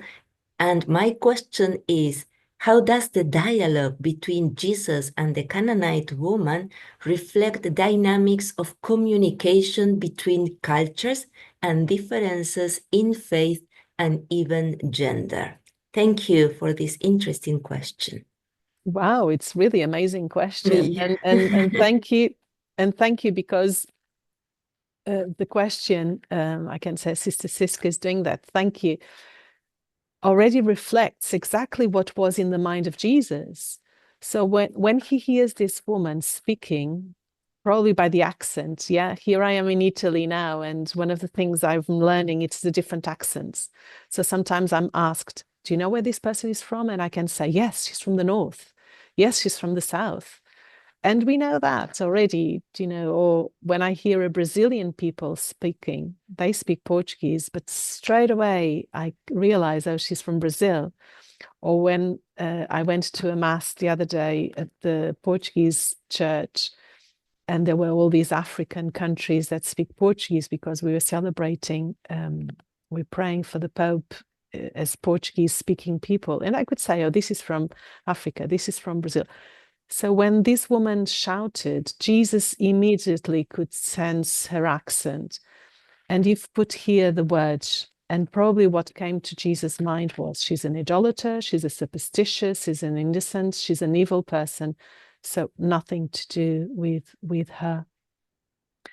So those were the dynamics of communication that were there. Jesus had all that surfacing, probably not even being aware. So Jesus had to become aware. But this woman as well probably had also her prejudices with Jesus. The Jewish are arrogant.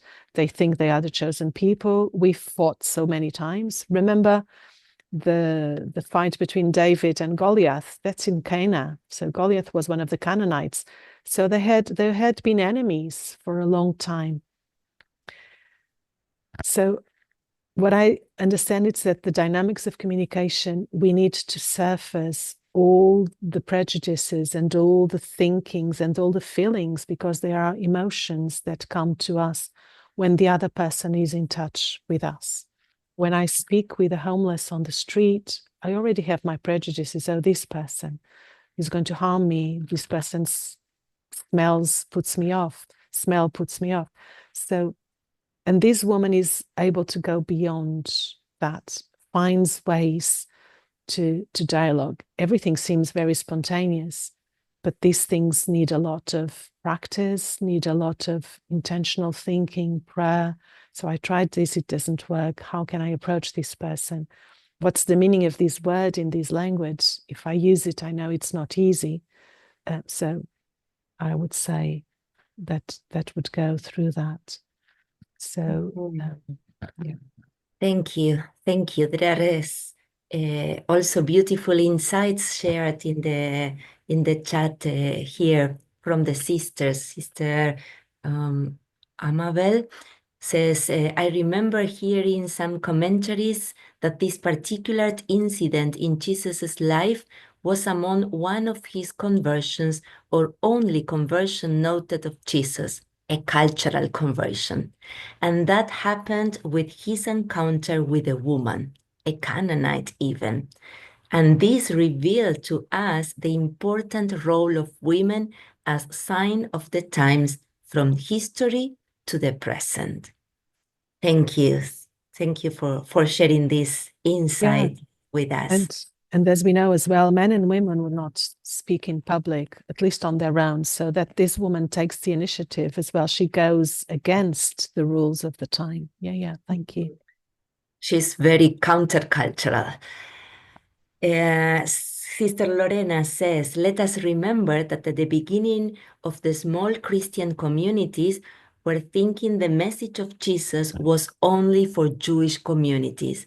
After the Pentecost incident, the community became aware of how this message was an universal message. Mm-hmm. Yeah. And Yes. the video that we have this afternoon, where Adriana speaks at the beginning, so you can listen as well to Adriana, and then to Roger.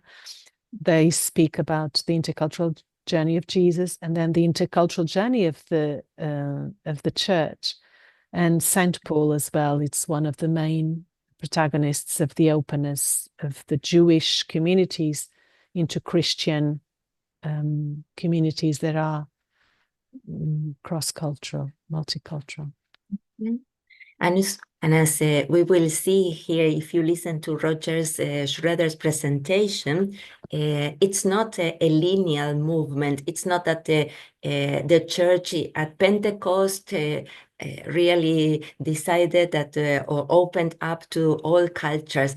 The church did it, but then later on went back, and then something happened, and again they journeyed to a interculturality. So we can see also in our lives that it's more kind of a circular movement, and that we have to make this decision and live up to this call every day again. So it's not a one-time decision. We need to revisit our prejudices and God's dream very often, so we can really grow in this interculturality mindset. Well, there are so many questions, but I think we need to rest. Yes.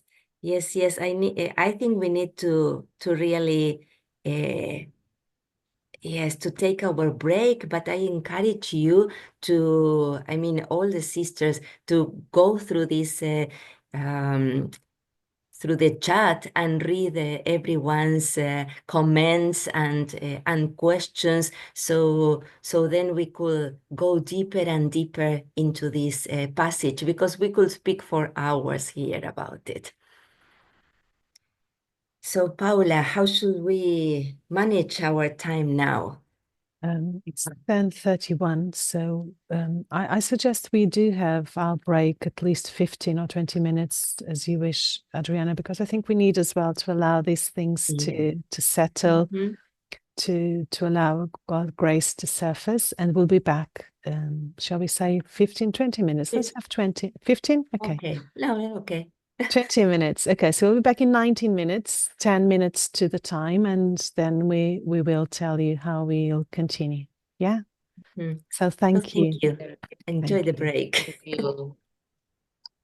Sister Paula, I'll be excused for a while because I had the mass at 6 o'clock. Okay. So I exit. Okay. Thank you. Welcome.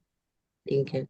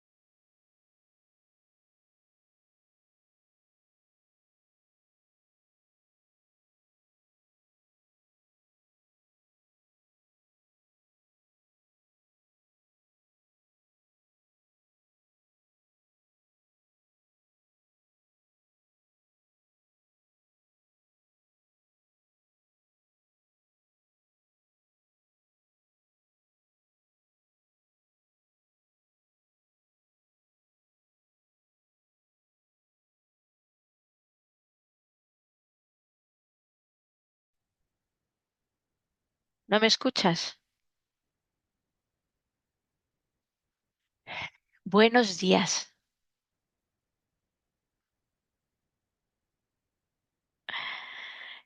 ¿Qué tal? Entonces, ¿ocupada la mañana?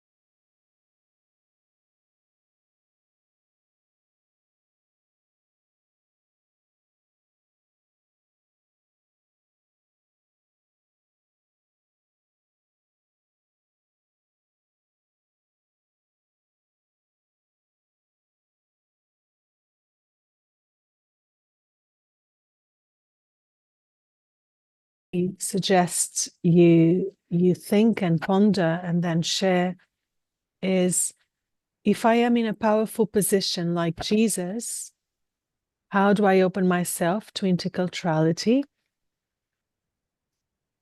And then the second one is, if I am in a non-powerful position like the woman, how do I open myself also to interculturality? And then the third question that draws from these two is, how does this reading shed light on your intercultural journey? So I invite you to stop for a moment and to ponder these questions. I'm sure that they've all already been coming to you throughout the presentation, and then we will send you into groups.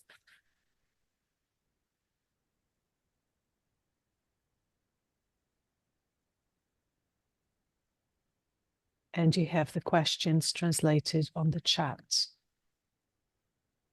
Thank you to the translators.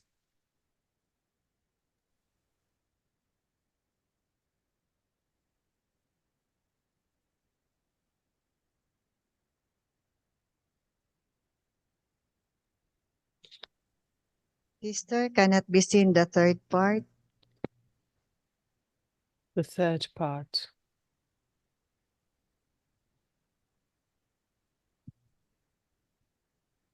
The number 3 question, sister.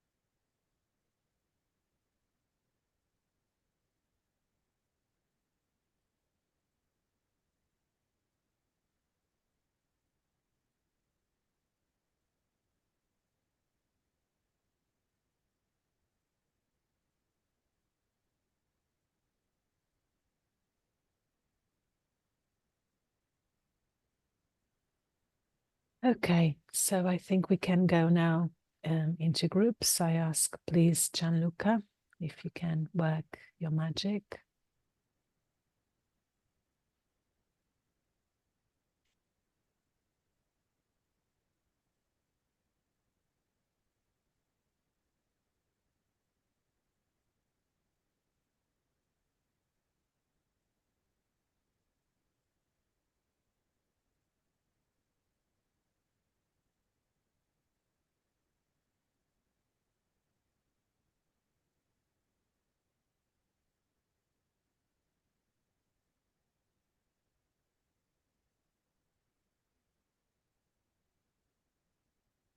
Yes, everyone is flying in.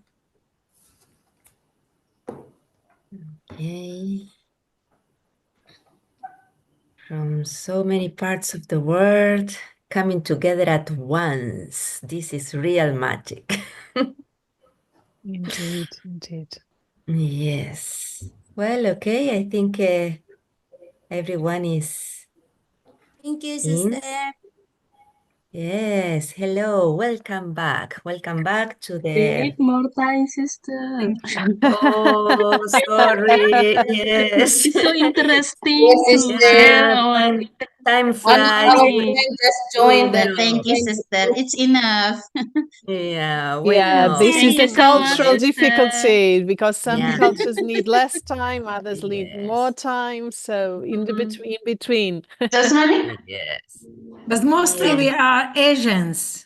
Mostly. Yes. Yeah, Asians but need time. Asians, there's a lot of Need time. difference. Yes, we Different. know, we know. But anyway, it's so good that we have this opportunity and that we are making the most of it. So now, as we come at the end of today's gathering, let us share. If you can mute yourself, please. Yes, please mute yourself. Yes, thank you. Now we can continue. So now we are inviting you again to share the main points of what you talked about in the groups.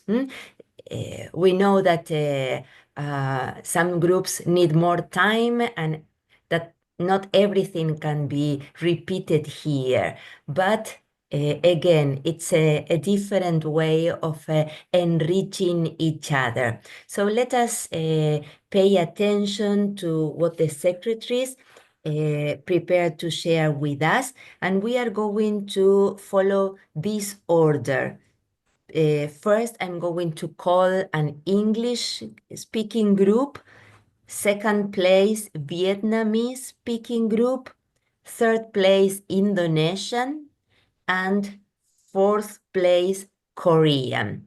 So the secretaries, be ready, especially the ones that haven't talked yet. And be aware that since we are changing languages, we need to change maybe the channel in which we are listening to. But we want to listen to each language. So, and then we change according to the translation that we need in the with the interpretation button. So let's go for it. Be brief so we can respect the time. We have 15 minutes to share 4 groups. So first, I'm calling an English group secretary. Please raise your hand and see if I can see you. Yes, Sister Flaviana. Yes, Sister Adriana, thank you. But I am the moderator in the group again as yesterday. But my friend Yes. Secretary Sister Janet will sharing from Group 3 Okay. English. Okay. Thank you, Where Sister is Janet. Sister Janet? It's me. I'm Sister Genevieve. And hello, Genevieve. Okay, thank you, good. Sister Sister Genevieve. Flaviana. You are really true to your words. She really volunteered me to speak here in this plan. Anyway, for our group, if we are in a powerful position, we are being called to be compassionate just like Jesus and to step out of our own culture so that we can arrive at an understanding of the others and as well as that we are able to be open and humble enough to bend rules in which most of the time those who are in the position are the ones creating rules, but it is a challenge on our part to bend the rules also and to stoop down to meet at the level of those you are trying to minister or accompany and journey with. And it is really a practice of humility, mercy, generosity in going beyond our own way of thinking, and as well as to engage, to have that active engagement so that we can be more honest, sincere, not sticking with our own culture or what own culture has taught us, but to listen, just like Jesus, to listen, as what one of our sisters also realized towards the end of our sharing, that it's like if Jesus wasn't hasn't given availability to that Canaanite woman, she will not be able to understand and meet that Canaanite woman in the same way that this Canaanite woman also trusted and given her faith to Jesus. They will not be able to meet at a certain point. And if we are on a non-powerful position, it is a call for us to remain simple, open, honest, sincere, and truthful about ourselves.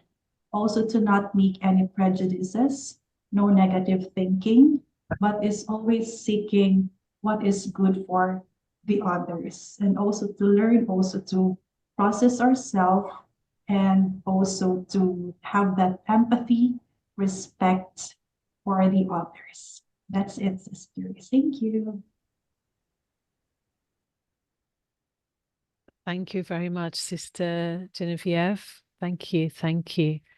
So we'll give now words to a Vietnamese group, please.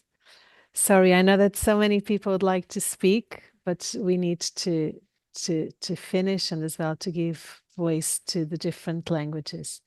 So if a Vietnamese group secretary sister would like to share with us, please.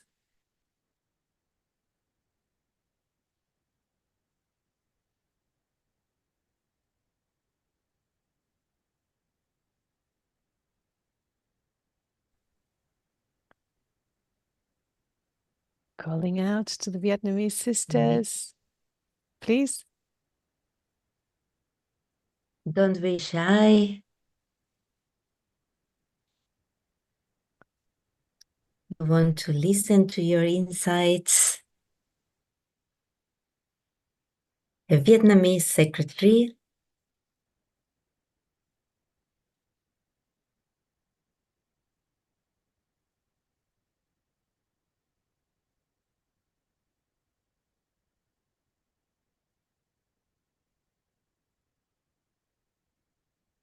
I'm going through the gallery, but I don't see any hands. That's English.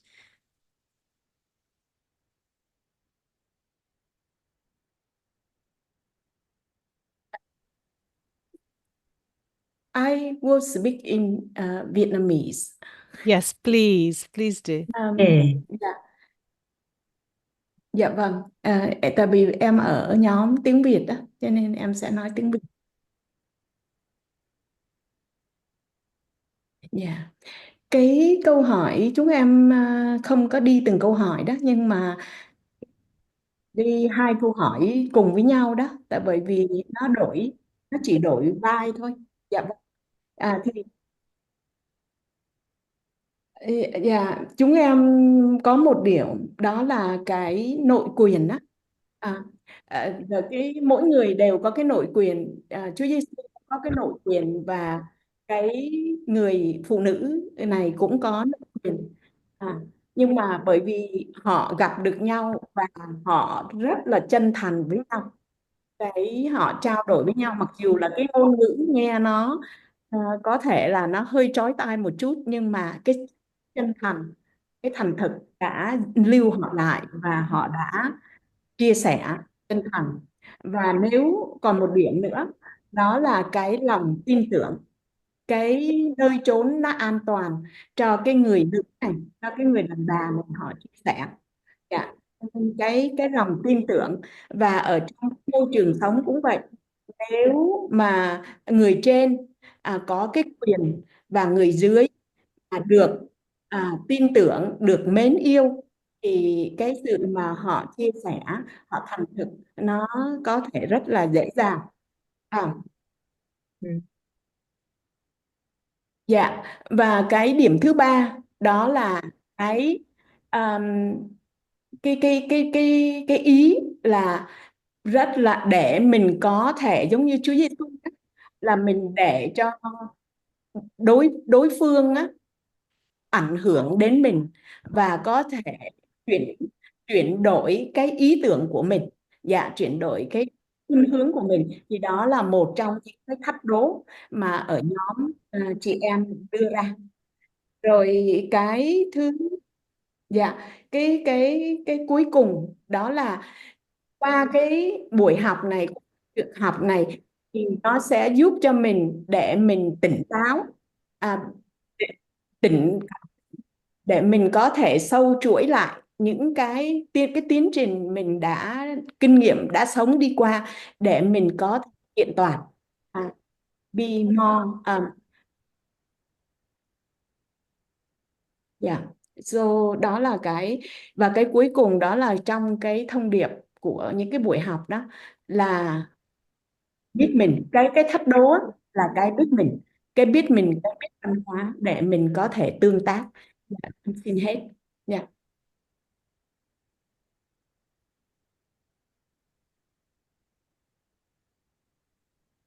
Thank you very much, sister, for sharing with us, and thank you for the groups that the secretaries are representing or bringing their voice from. And now I'm calling an Indonesian speaking group. Please, one of the secretaries who can share with us in Indonesian. So we can learn from their insights, their viewpoints. So when the sisters in Indonesian, please unmute yourself. And then the Korean secretaries, get ready. So but now one of the sisters in Indonesian, please take courage. Yes, Sister Ursula, please unmute yourself and share with us. Baik, terima kasih Suster. Dari kelompok kami Indonesia, jika kita sebagai orang yang kuat gitu ya, itu apa yang harus saya lakukan baik dalam komunitas maupun secara tarekat atau ordo di dalam keseharian. Bahwa dengan kita sebagai orang yang kuat, yang pertama kita harus membuka diri, jadi open. Jadi tidak menutup diri melihat apa yang ada di sekitar kita, kemudian harus bersikap objektif, jadi tidak menaruh prasangka, karena kalau di Indonesia budayanya, misalnya jadi suster, kan macam-macam tuh dari Sabang sampai Merauke, seperti di kongregasi saya, ada yang Flores, ada Kalimantan, ada Jawa, ada Cina, nah, itu, jadi kita harus bersikap seperti itu. Kemudian yang utama juga harus rendah hati. Jadi kita harus sebagai teman juga dalam berbagi. Jadi tidak sebagai atasan yang mendominasi ya sebagai bawahan, tetapi kita sebagai teman. Kemudian jadi kita tidak menggunakan kekuasaan bahwa saya yang berkuasa, sekarang saya pimpinan, sehingga itu juga akan merugikan yang lain. Kemudian kita harus bisa belajar komunikasi dengan bahasa mereka. Jadi bahasa setempat itu kita harus belajar juga. Sehingga kita mudah masuk di dalam kita berkarya di komunitas ataupun di tarekat di mana kita hadir. Jadi kita sebagai orang kuat tidak berarti punya otoritas yang tinggi, tetapi harus belajar untuk bersama-sama. Sehingga itu yang menjadi komunitas yang diharapkan untuk membangun budaya kasih. Jadi tidak saling menindas atau apa, tapi harus belajar bersama untuk maju bersama, dan rasanya harus dengan budaya kasih. Sehingga ketika budaya kasih kita ada, kita mampu untuk belajar apapun. Itu kita sebagai orang yang kuat seperti sikap Yesus. Kemudian ketika kita dihadapkan pada kita sebagai posisi yang lemah, seperti wanita itu, yang apa yang kita alami, di mana kita juga sebagai orang lemah berarti tidak berarti harus berhenti pada suatu titik tertentu, tetapi harus menyesuaikan diri. Kemudian kita harus belajar menerima budaya orang sehingga kita mampu hidup bersama dengan mereka dan juga harus terbuka, tidak menutup diri. Meskipun kita yang lemah tetapi tidak stagnan pada posisi lemahnya, tapi harus bangkit, belajar hal-hal yang baru. Itu yang perlu kita pelajari. Kemudian harus menghargai budaya setempat, meskipun kita dalam posisi yang tidak berdaya, tapi kita mau belajar sehingga bisa menyatukan apa yang menjadi cita-cita, terutama kalau kita sebagai tarekat atau ordo, apa yang menjadi cita-cita spiritualitas kongregasi, kita bisa maju kalau kita mampu hidup dalam budaya setempat.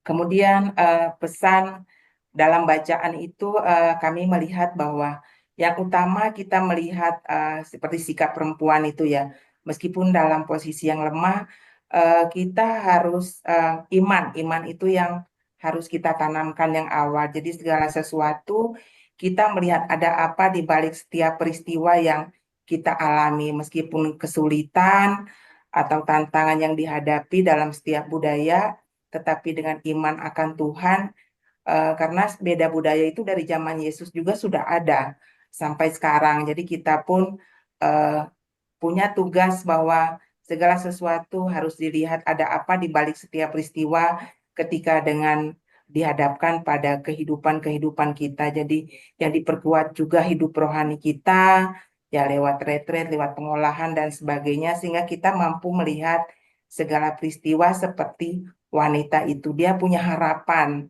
sehingga tidak berhenti tetapi dalam meratap kesedihan atau kesusahan ketika beda budaya, tetapi bangkit untuk bisa berharap bahwa pasti segala sesuatu ada waktunya untuk menjadi lebih baik. Jadi harus bersikap terbuka, harus dewasa juga, dan juga berharap bahwa semuanya pasti akan baik kalau kita berserah pada Tuhan, seperti wanita di Kanaan itu punya harapan dan mau bangkit dan juga berjalan bersama dengan orang lain.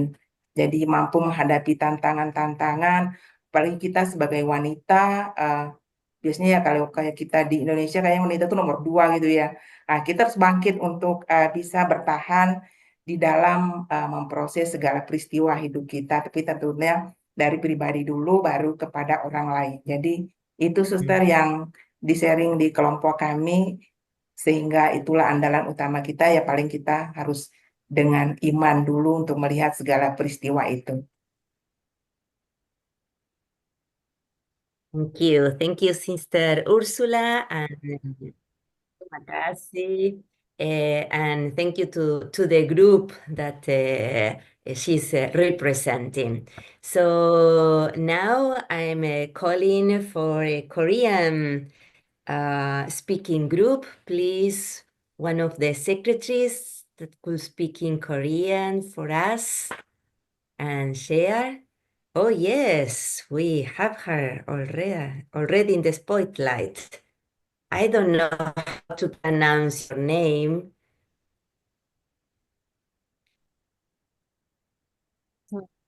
네, 제노비아 So, 수녀입니다. okay, Sister Juyum, or something like that. Sorry. Over to you. 네, 첫 번째 답으로는요, 가장 중요한 것은 내가 힘이 있을 때 기다려주는 것, 끝까지 들어주는 것, 믿어주는 것, 기도하는 것, 이 사이클을 유지하면서 서로가 개방될 때까지 기다리고 있는 것이 중요하다고 의견을 나눠주셨고요. 그 다음에 두 번째 질문에서는 피해자의 역할에 있다면 엄청난 간절함이 있어야지만 자신을 깨고 열고 나갈 수 있을 것 같다라는 말씀을 나눠주면서 하느님께 대한 신뢰가 가장 중요하다, 이러한 나눔을 했습니다. 마지막으로는 수녀님 강의를 들으면서 예수님께서도 자기 문화 속에 속해 있는 사람이라는 것을 다시 한번 재확인했고 그것을 뛰어넘기 위해서 굉장히 노력하셨겠구나라는 생각을 했다고 합니다. 그래서 예수님과 우리가 다른 점이 있다면 자신을 바꿀 용기가 있었던 것 같습니다. 제자들의 태도에 또 공감을 하면서 귀찮으니까 그냥 이렇게 해주는 태도를 보면서 자신의 모습을 반성해 보았다고 했고요. 또 그 복음 말씀 안에서 가나안 여인이 가장 힘 있는 사람이지 않을까 생각을 해보았다고 합니다. 그래서 그녀의 강인함과 겸손을 많이 묵상하게 되고 또 예수님의 용기를 담고 싶다고 했습니다. 이상입니다.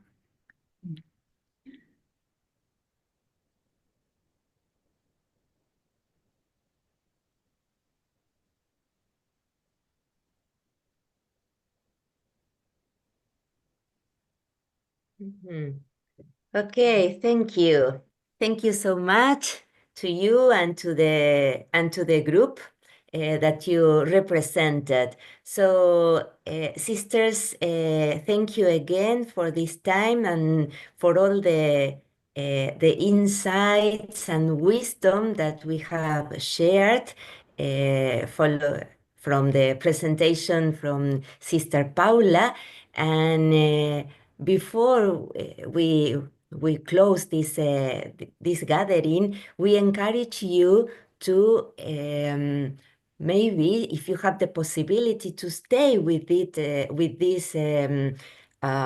this Bible scripture and really think if you have any further question, any further insight that you would like to share, if you have time to watch the videos and continue this topic through Roger Schroeder's presentation about the early church and the church intercultural journey. And then please go to the Padlet and try to see if there is any question that could help us to develop and go deeper into all these topics, because this opportunity of coming together in such a multicultural and intercultural group is unique.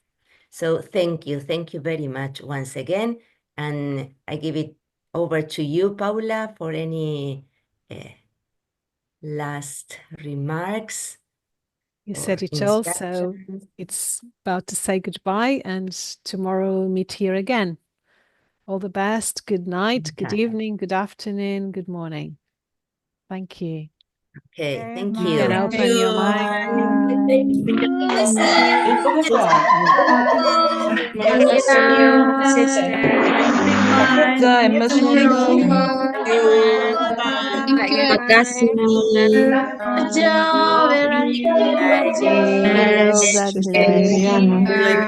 See you soon.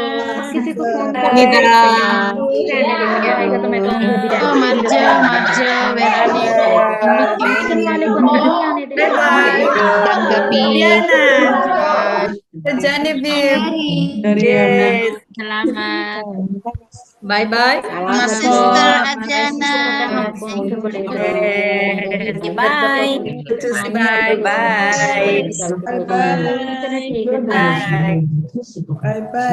See you tomorrow, sisters. Tomorrow. All the best. Bye-bye. meeting में दरअसल online meeting Bye-bye. देखने जो भी करना